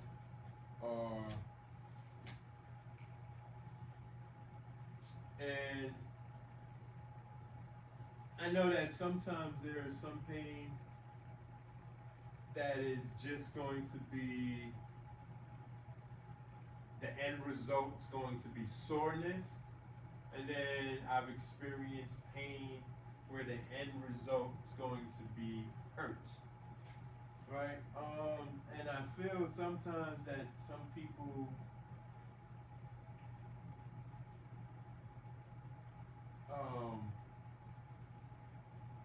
do not assess what's going on with them appropriately. And I'm a big, strong believer in, say what we mean what we say, because words have power. And, you say what the ears hear and the eyes see, the mind tends to follow. And I'm a strong believer in that concept is true. And where's the other one? Oh, snap. What did I just do with the other plastic? I need that. Where's it at? Where did it go? Oh, we need that. Hold up. Hold on. Give me a second. Oh, did it fall back here? No, it didn't fall. Where did the thing just disappear to? A little plastic piece that holds come on now. Oh, here it goes. Because it's transparent, so I can't really see it. It's hard to see. Alright, so I'm a believer that what the ears hear and the eyes see, the mind tends to follow, right? And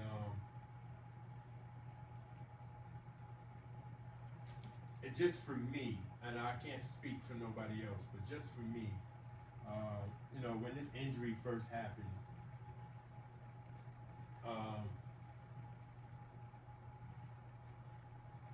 I felt my leg collapse, but I came from an era, you know, playing ball in the 70s and 80s. I came in an era that, hey, if you can move, like spraining, you know how many times I've sprained my ankle? I sprained my ankle, I can't even count how many times, right? And there have been times that I might have had a high ankle sprain, right? And I tried to tie my shoes up tighter and play, and I couldn't. And then I was just done. Hey, you know what? Boom, I gotta go, right? And then there were times, most times, it might have been a mid ankle sprain or a lower ankle sprain, and I tied up even tighter, and because my adrenaline is still running, I get back in the game and keep playing. You know, I did that so many years of my life. In basketball, football, baseball, and so I've learned through experience the different levels of pain. The one thing that I will embrace is pain, because I know with the things that I love to, my pastimes that I love to be involved in, my hobbies and just activities, I know that there's going to be, I am fine with putting a strain on my body, right? And I know that sometimes when I put a strain on my body, that there's going to be levels of pain that's associated with it, depending on what it is that I'm doing, that I'm the circumstances I'm in or whatever, right? And I'm the type, I know that there are some people who have zero tolerance for pain, right? And the slightest little thing and they just all over the place with it, like it's the end of the world. And there's nothing wrong with that, because you can't put a cap on a person's level of pain, right? But I do know for myself that I have a pretty high tolerance for pain. I'm not a freak for pain, but I know I have a high tolerance for pain. And so when this happened, when my accident happened, when I was on the court, when I was able to bend my knee, I was like, you know what? I'm going to be right there. I could bend my knee. I think I gave myself, the game stopped for about, I'm just guessing, 3 minutes or so. Gave me some time to recoup. Everybody was like, yo, you sure you want to play? And I was like, yeah, I think I'm good. I can move it. It ain't broke, right? That's basically what I said. It ain't broke, so we're good. And then, eventually I went on and continued to play. And then I played, because I played pickup ball, I believe I played 2 more games afterwards. And then, however, the last game I played, I was just a dude on the court. I really wasn't being productive or anything. I was just walking up and down the court. And then I just realized, I was like, all right, man, you know what? It's a wrap. And then it was my boy's birthday, and then we went ATV riding later that day. And then, I had fun doing that ATV riding. And, it wasn't that slow motion ATV. I was I was in the mud for real, I was getting it in. And then that morning when I woke up Monday morning, Monday mornings is my day off from work. I woke up, my knee was like this big. I was like, whew. So I called my primary. I went, got an appointment, same day appointment. And then they referred me to an orthopedic, had x-rays taken and so on and so forth, and it got me to here. So when I got prescribed those opioids, the oxycodone, that was good for me for 4 days. I only took my oxycodone for 4 days, and nothing wrong with oxycodone. I'm not bad mouthing oxycodone, like I'm not slighting the medication, whoever created the medication and all like that. But what I will say is, for me,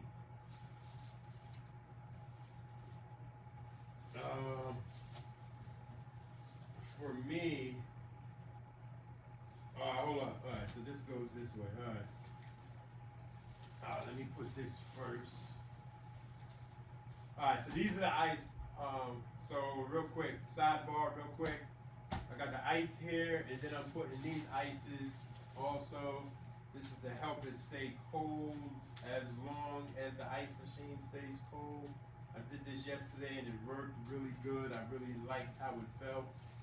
All right, so when I got the oxycodone, to get back to what I was trying to say, when I got the oxycodone, it worked for me for what I needed it to work for. And I know a lot of people who are getting prescribed pain management, get prescribed oxycodone or opioids, I should say, gets prescribed opioids as a pain management. You know, that has been customary in our society. And so I took the medication, and I didn't like taking the medication. It made me drowsy. I don't like feeling drowsy. But I knew that I needed it, especially a week, days after my surgery. Just had surgery, and it made me nauseous. You know, it was a whole bunch of things that it made me feel, but it was taking the pain away. And then eventually, I was just like, man, I can't personally deal with it. And I asked, when I had my follow-up appointment, you know, I asked my orthopedic surgeon, hey, is it possible that I could just use my regular pain management pills? Cause, you know, my ibuprofen 800s, that was on day 4. No, so I used the oxycodone for 4 days. I talked to my orthopedic surgeon the following week. It was after, but I had already started taking the ibuprofen 800 because I didn't like the drowsy feeling. My libido was low, like everything, like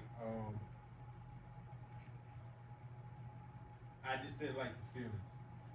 Once I started using the pain, my pain management that I was already on, you know, I would wake up in the morning times, my libido was back, like after 2 days or so.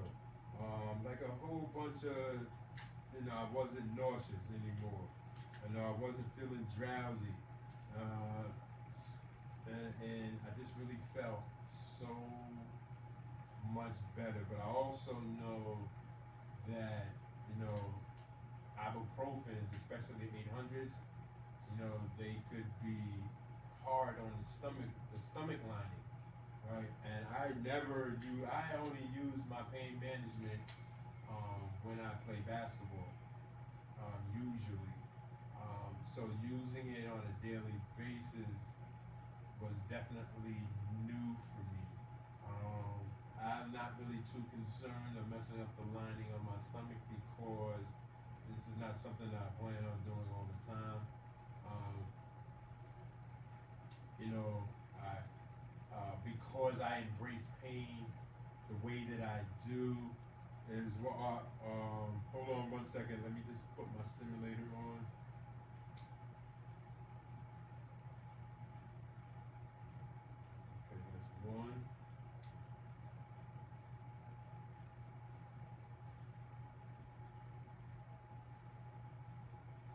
Okay, that's 2. All right, that's on. So the way, because of the way how I embrace pain, the way that I do, I already know that I'm going to allow myself to feel the pain from my surgery because I feel like I need to. And that's one of the reasons why I chose to that's one of the reasons why I chose to I'm sorry. That's one of the reasons why I chose to when I go to physical therapy, make sure that I didn't have any medication so that when I'm getting there,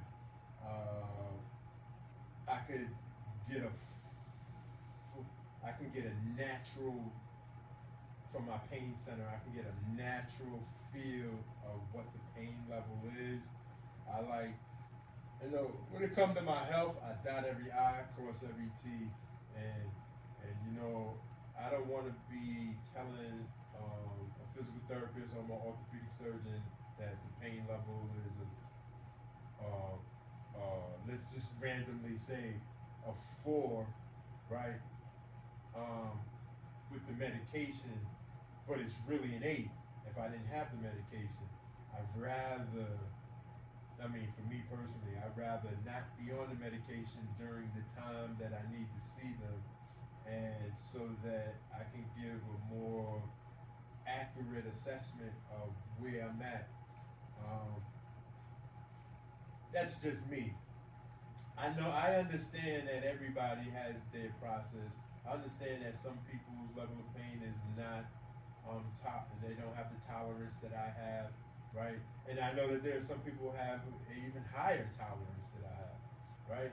And there, I will say this. I can honestly say this. There is no right or wrong way of how you approach your physical therapy or approach your post-op, right, operations, right? It is all correct, especially when you're being consistent addressing your injury, addressing your post-surgery, right? Addressing the recommendations by your licensed professional. It is very important. That is very important. And so, that's where I'm at with it, basically.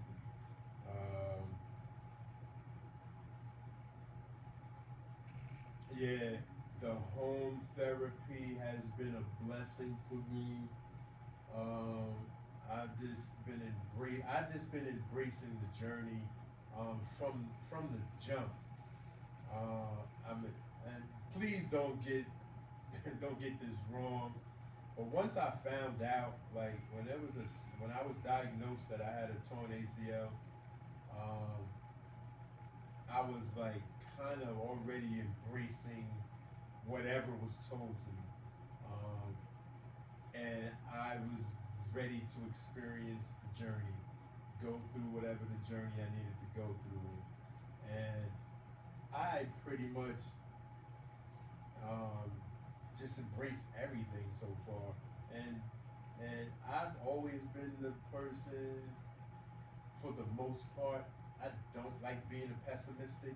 I don't like being pessimistic at all. I see the glass either half full, or I just see the glass that has water in it, right? Or substances in it, or liquid in it. And I do my best not to. I see the negative in situations. I see worst case scenarios. I see best case scenarios, and I see everything that's in between. However, my focal point is never on the worst case scenario. Whatever that worst case scenario is, I see it. I understand it's there, but for the most part, I'm always working, my focal point is always focused on what I can do, right? And then explore and do the journey and go through the journey of whatever it is.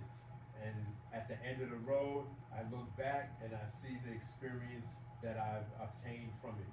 Because I don't just get experience from when I win, I also get experience from when I lose, right? And basically, that's how I look at it. You know, that's how I try to approach life. You know, there is no right or wrong. It's just life. And you know what? I have to walk the path. And as I walk the path, some days I'm going to win, and then there's going to be other days that I'm going to lose, right? But because I lose doesn't mean that I lost.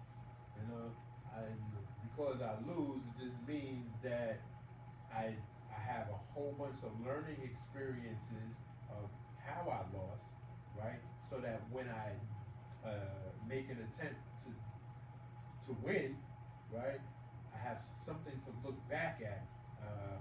I have things to readjust, right? I have insight. I have hindsight, right? To help me to improve my foresight of whatever the objective is, right? You know, someone once told me that two things you could learn to teach an adult can learn to survive. One, pay attention to animals, right? Pay attention to the animals and life forms, other life forms, not human beings, but life forms, animals, plant life, right? And you'll learn how to survive, right? Just pay attention, right? And two, pay attention to children. As human beings, we are the most resilient, we have the most resiliency when we are like from the ages of 2 to I guess what, 6, 7 years old, something like that. I don't know the actual numbers. There are studies that tell you that you know, as children are always questioning everything. I used to do it. I still do, right?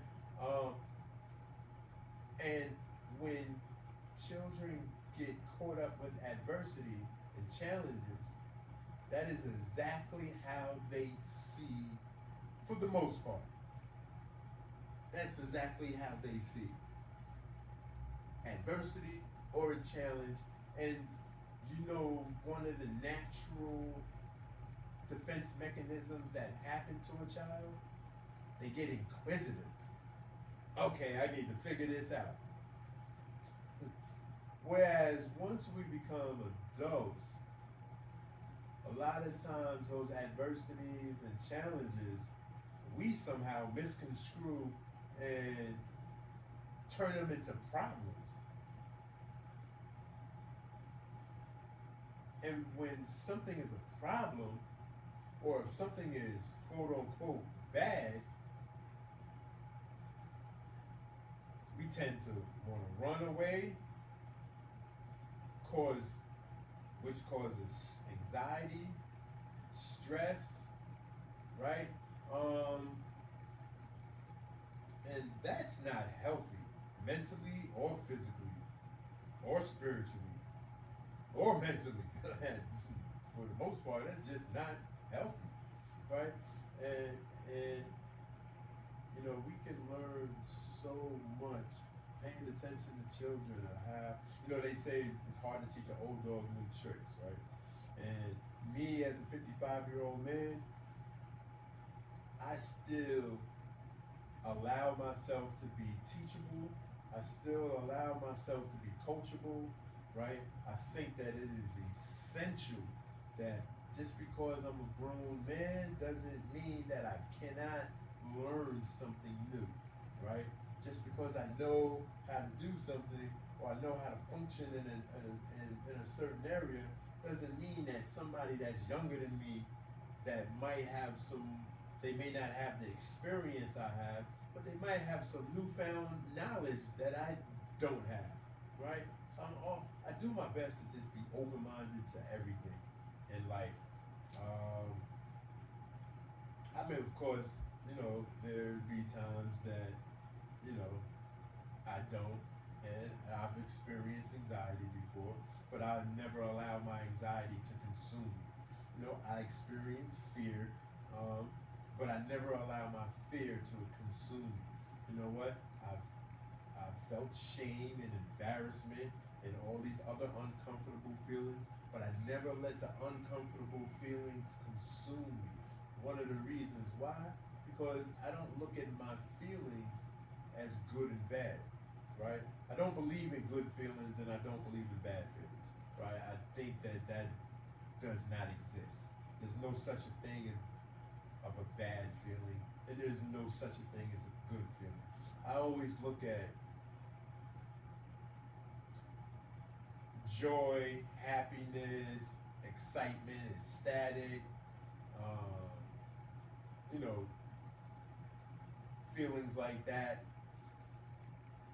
I look at those as comfortable feelings. And I look at feelings like shame, guilt, anger, fear. I look at other feelings associated with those feelings. I look at those feelings as uncomfortable feelings, right? That's how I see my feelings. I'm either in a phase of comfort or I'm in a phase of discomfort, right? But I believe all feelings are healthy, right? All feelings are healthy. It's the reasons we have feelings, right? And what we feel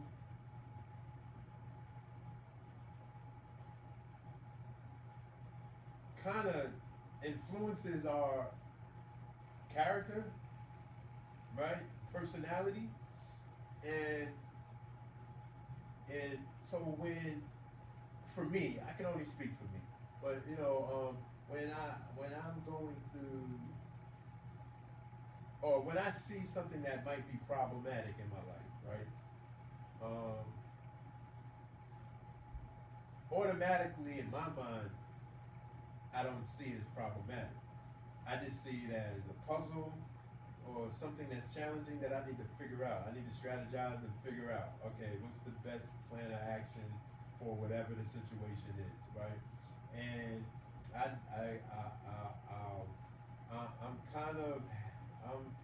think I'm a little bit more of an introvert than an extrovert.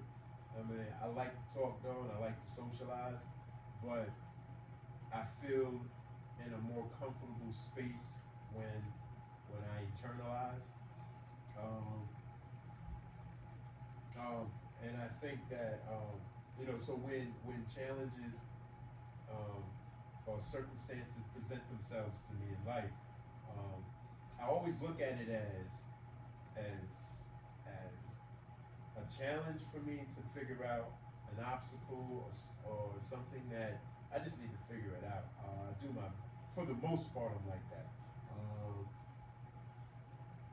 And I think that because I have this approach in life is one of the reasons why I've really embraced my injury. And yes, I am in pain. Most days I am in pain, but I'm not in pain like I was before in the past. But that first week I was in a lot of pain, and by me doing doing my content and filming, that was a strategy that I was using to help make the pain not the focal point, right? Because I've played sports. This is something I admire with professional athletes. There'll be some professional athletes that, they get injured, right? And then they'll push through. Like, I'm going to use an even better example. in NBA basketball, there's 82 games, right? There is nobody at the end of the season. For those who didn't get injured all season long, I'm talking about the starters or people that actually playing that are getting minutes, right? There is not one player, I strongly believe there is not one player in the league that played 75 to 82 games, right? That's not going to have some knick-knack, like who wasn't in, who doesn't have a major injury, and they're playing through. They have something going on with them. It's just not something that's major. It's something minor. Every professional athlete has some type of minor. I don't want to use the word injury, but some type of minor pains because of their craft, right? But they get through it. They'll push through it, right? And once the adrenaline starts getting kicks in, right? You get that second win. You ain't thinking about that no more. And not even just professional athletes. Anybody who's ever worked out in a gym. If you ever lift weights, I lift weights before. When I was younger, I lift weights now, but very light, high reps. I don't really, and I'm not really consistent with the weights because I don't want to tighten up. But when I used to lift weights, and let's just say I'm doing chest, and then my chest, the next day, my chest is sore, right? And my chest be sore for the next couple of days after doing a strenuous workout, right? And you know what the best thing to get rid of soreness is? Working out. Like, right? And I've always embraced that. And I think that's one of the reasons why I have a high tolerance for pain is because, I've always embraced, okay, when I'm sore. I know the difference between being sore and being hurt, right? And when I'm sore and, and I'm, hey, you know what? I'm going to push through it because I know that after the first two or three sets, the soreness disappears. And now the oxygen is all filled up in my muscles and my adrenaline is kicked in and I'm on the go and I'm not feeling it, right? Even, playing basketball. There'll be days that my legs just feel like lead, right? But after a couple of games or after I exercise, do some squats or whatever I do, cycling or whatever it is that I'm doing, that goes away. And then, it might take, now that I'm older, it takes a little longer. I can't go 0 to 60 no more like I used to 10, 20 years ago. I got to go through each gear, kick in. But usually by the second game, second or third game of me playing, then I'm like at my peak. And I know I can play for a good 2-3 games at a high level. And when I say a high level, I'm not talking professional athlete high level. I'm talking about as an amateur, a high level, right? And I always push through soreness and pain. Because soreness is pain as well, but there's levels to it. And so when you're sore, right, and a lot of people who stop exercising because they misconstrue soreness as pain, and they, I'm not doing this no more, and whatever the case is, and they quit. And I'm telling you, with your physical therapy, do not quit. Do the home exercises. Because this is probably the most important thing of the physical therapy, doing the home exercises. Yes, when I go, so this is how I look at when I go to physical therapy. I do the exercises they give me to do, but I look at it as self-assessment. Like I'm assessing my body with the therapist. Hey, this is what I did. And there, when I go there, I'm just getting a licensed professional's, I don't want to use the word opinion, but assessment of what's going on with me. When they tell me, oh, you're doing well. When I hear my therapist telling me, oh, you're doing very well. Oh, look at you, you're bending your knee good. And oh, so on and so forth. When I did the 90, when I did 90 degrees, at on Saturday. Oh, yo, that's good. And my physical therapist's excitement to see my progress and see how dedicated I am in getting healthy, right?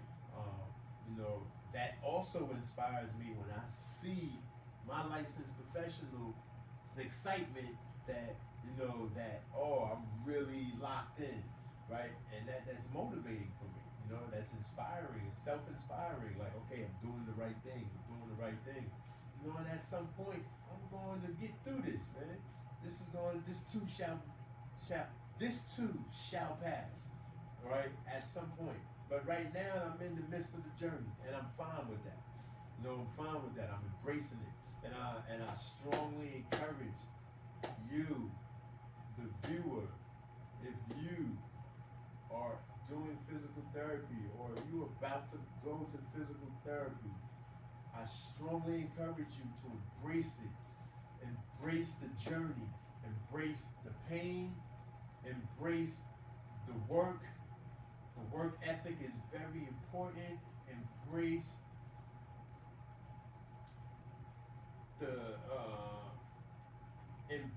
the rewards, embrace the setbacks, embrace it all. Every iota of it, every nook and cranny, embrace it all. Some days it's going to be lovely, and some days it's going to be in the last 2 days it's been for me. And some of it was because I just had so many things going on, and I made excuses not to do my full exercises yesterday and the day before, right? And that's why it was important for this session today, this episode. I was getting it in, and I feel so much better to have done it. And you know what? There be days when I don't want to play, or I don't want to go to the gym, or I don't want to go to the basketball gym, or I don't want to go to the fitness gym, right? Because I'm just like, I don't feel like it.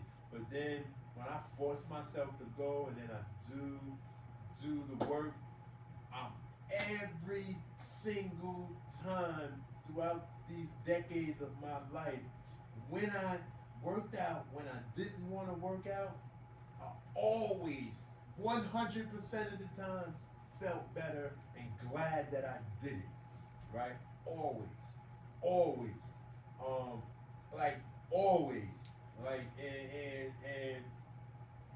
And that's how I feel right now at this moment. My leg was really stiff this morning, and I got through it. And as time went on, I'm just feeling better and better and better and better and better and better and better and better. And here I am. Right now I'm icing, I'm about to wind down. I'm hungry. And I think it's because I really worked out today. And I don't know how long this episode is going to be. I know it's going to probably be about 2 hours long. But that's fine. I got the work in. I'm still doing this Daniel fast. So I have another 3:30. So I got another 2.5 hours before I can eat. So I'm about to I could drink some water. Right? And when you're hungry, if you're dieting, right, don't give up on the diet. What you do, always keep some water with you.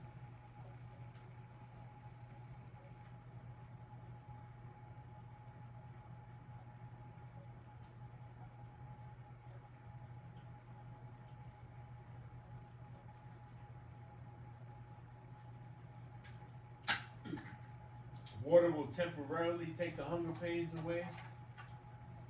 Also, for those people who are dieting, and a good way of losing your hunger pains is eating one piece of whole fruit. If you eat an apple, or you eat a pear, or you eat an orange, the whole orange or the whole like the whole fruit, your hunger pain's gonna go away. And you put something healthy in your body. I know that I read that somewhere, somebody said it to me, and then I've actually done it. And eating a whole piece of fruit, one whole fruit, will take hunger pains from you. Or like if it's like if you're a strawberry person, then I guess maybe equivalent to a whole fruit would be like maybe 4 or 5 strawberries, a handful of blueberries, or I guess I don't know the measurements with that, but eating an apple will take your hunger pains away. All right, so I'm about to get ready to wrap this up. I still feel the charge, so 30 minutes haven't gone by as of yet.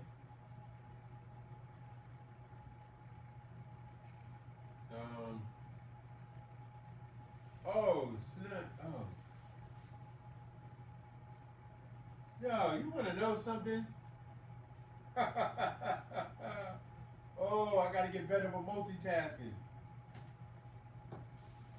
So, I put it on, but I never put it on. That's funny. That's funny, Snoop. I can't believe I did that. So, I was wondering why the top of my knee wasn't feeling cold. Now I know why. But the bottom of my knee feels really good. Alright, so let me just put this on.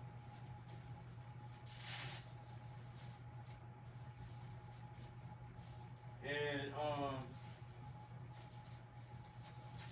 yeah, that's funny.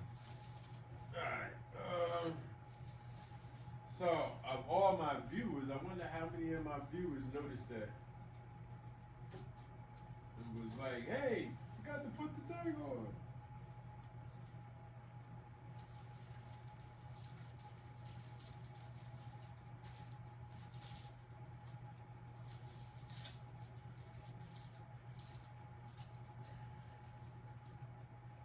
I will say this though too. It is hard. If I'm gonna be doing some talking, I gotta have some content to talk about. I mean, I had some, but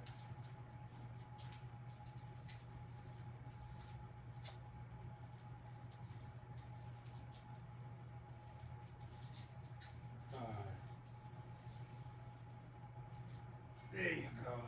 Oh, there you go. That's feeling good.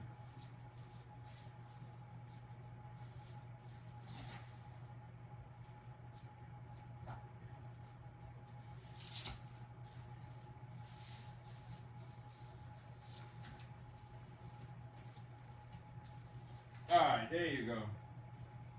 This is still on, so I get a little bit of that.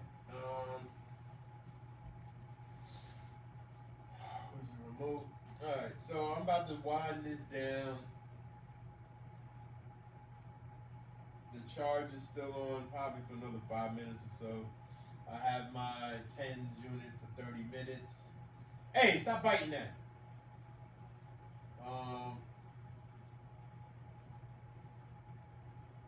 Hey, what'd I say?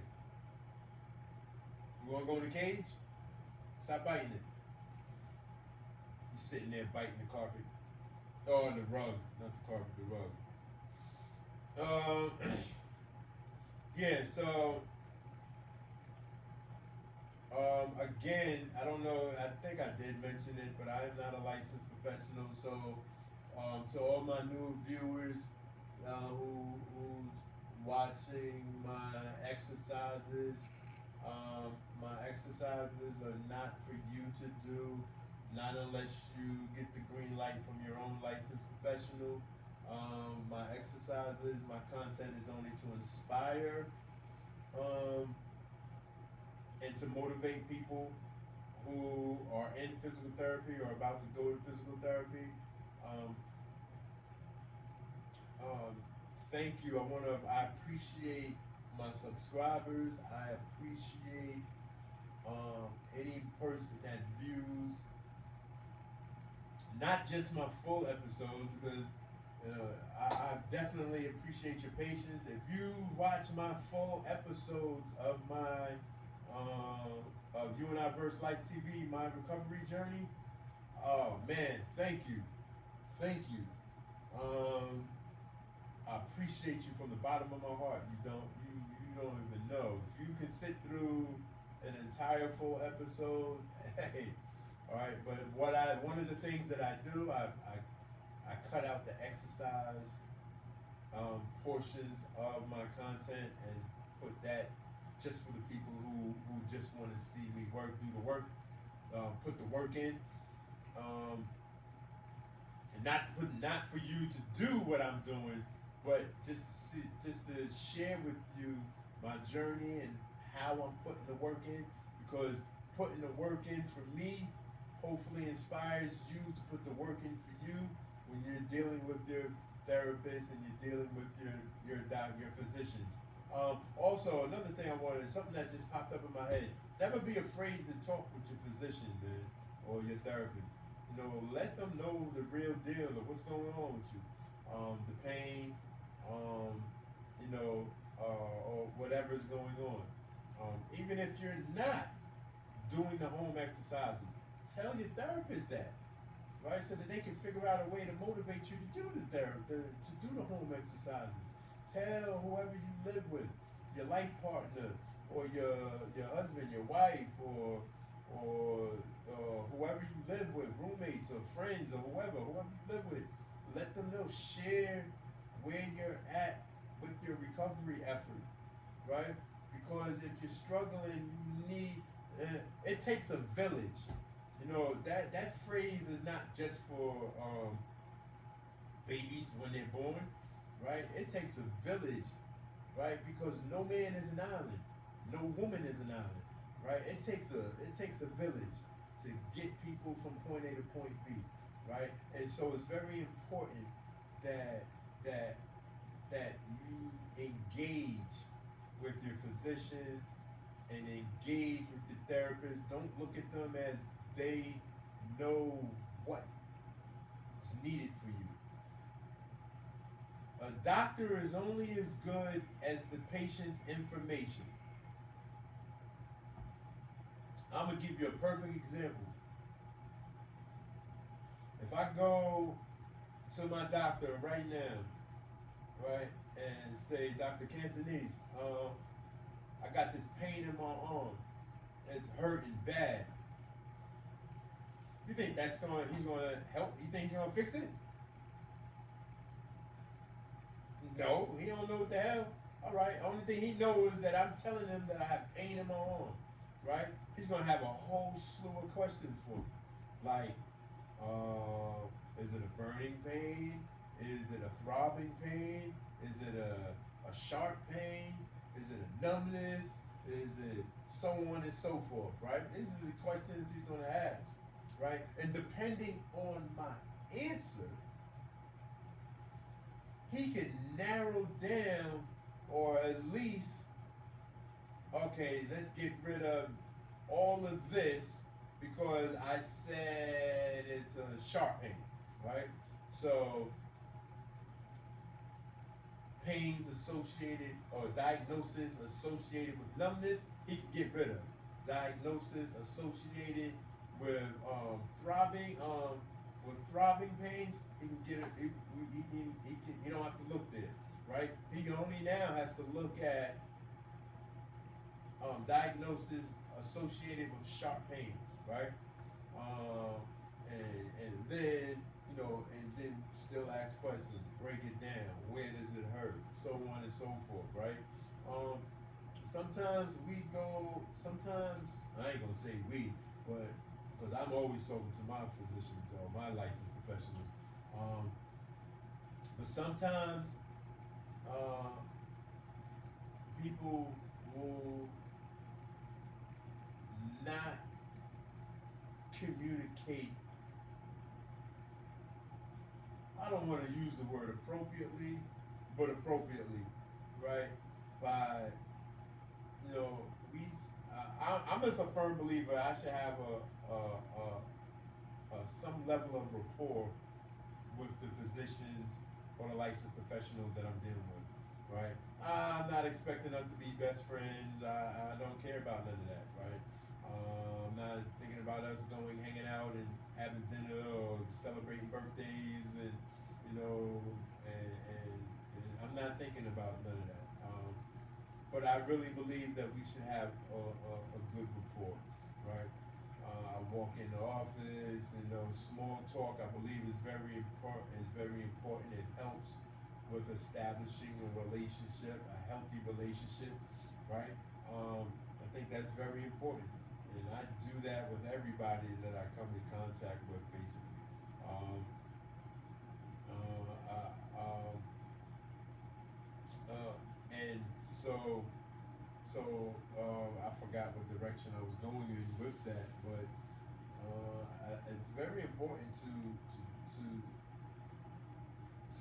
share what's going on with ourselves, right? So, you know, tomorrow when I see my therapist, my physical therapist, I'm gonna let them know. I'm gonna let them know, like, hey, this weekend, you know, I didn't do the exercises like I normally do, the routines that I was doing, I didn't do, and I'm gonna tell the reasons why. Some of it was because I had company over, my granddaughter was there, some of it was I was on my feet for so long and just out and about, and I just didn't have the motivation to do it.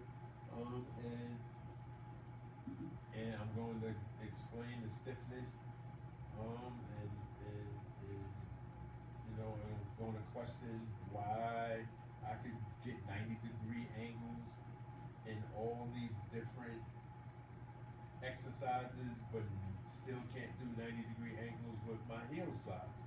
You know, these are things that I'm gonna have questions about, because as much as I don't like doing the heel slides, because that is the most challenging exercise that I have, that's the toughest exercise for me. But I do 'em, and I don't want to do them. Every time I have to do them, I'll be like, all right, it's time to do these heel slides, and I gotta psych myself up to do them, but that's fine. And that's what I do. And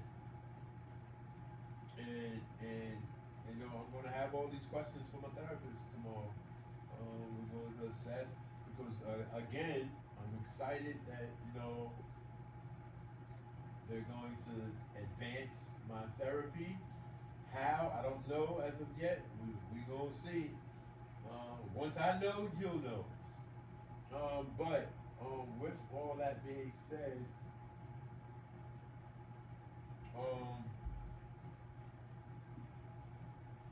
what's up? Come here, Sue. Come here. Oh, you ain't walk me. You want to go in the window?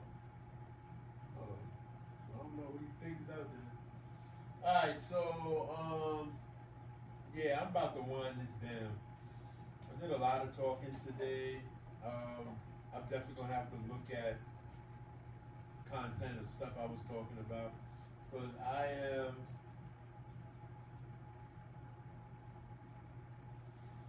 there are some people that are really good at speaking.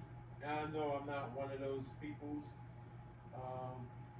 but that's fine. That's not gonna deter me, because I really could care less what anybody says. You know, what is important is that I put my content out and let the chips fall where they fall. And again, I want to thank everybody, my subscribers, my viewers. Thank you for your time and your patience. The rewards will be down the line. As we watch me grow, as we watch me get healthier, right? I want to motivate you to get healthier, because health is true wealth. Again, I'll say it, health is true wealth, right? So, thank you for another episode, and we are done. Alright, Snoop.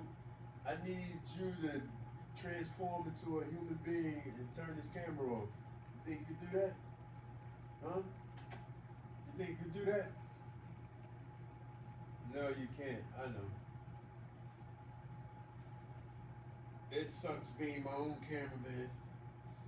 Some days. Some days not. Okay. Let me see. Can I reach the camera from here? I might be able to. Let's see. Go here.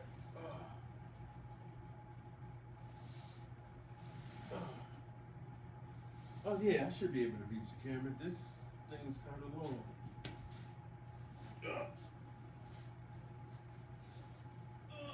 Okay.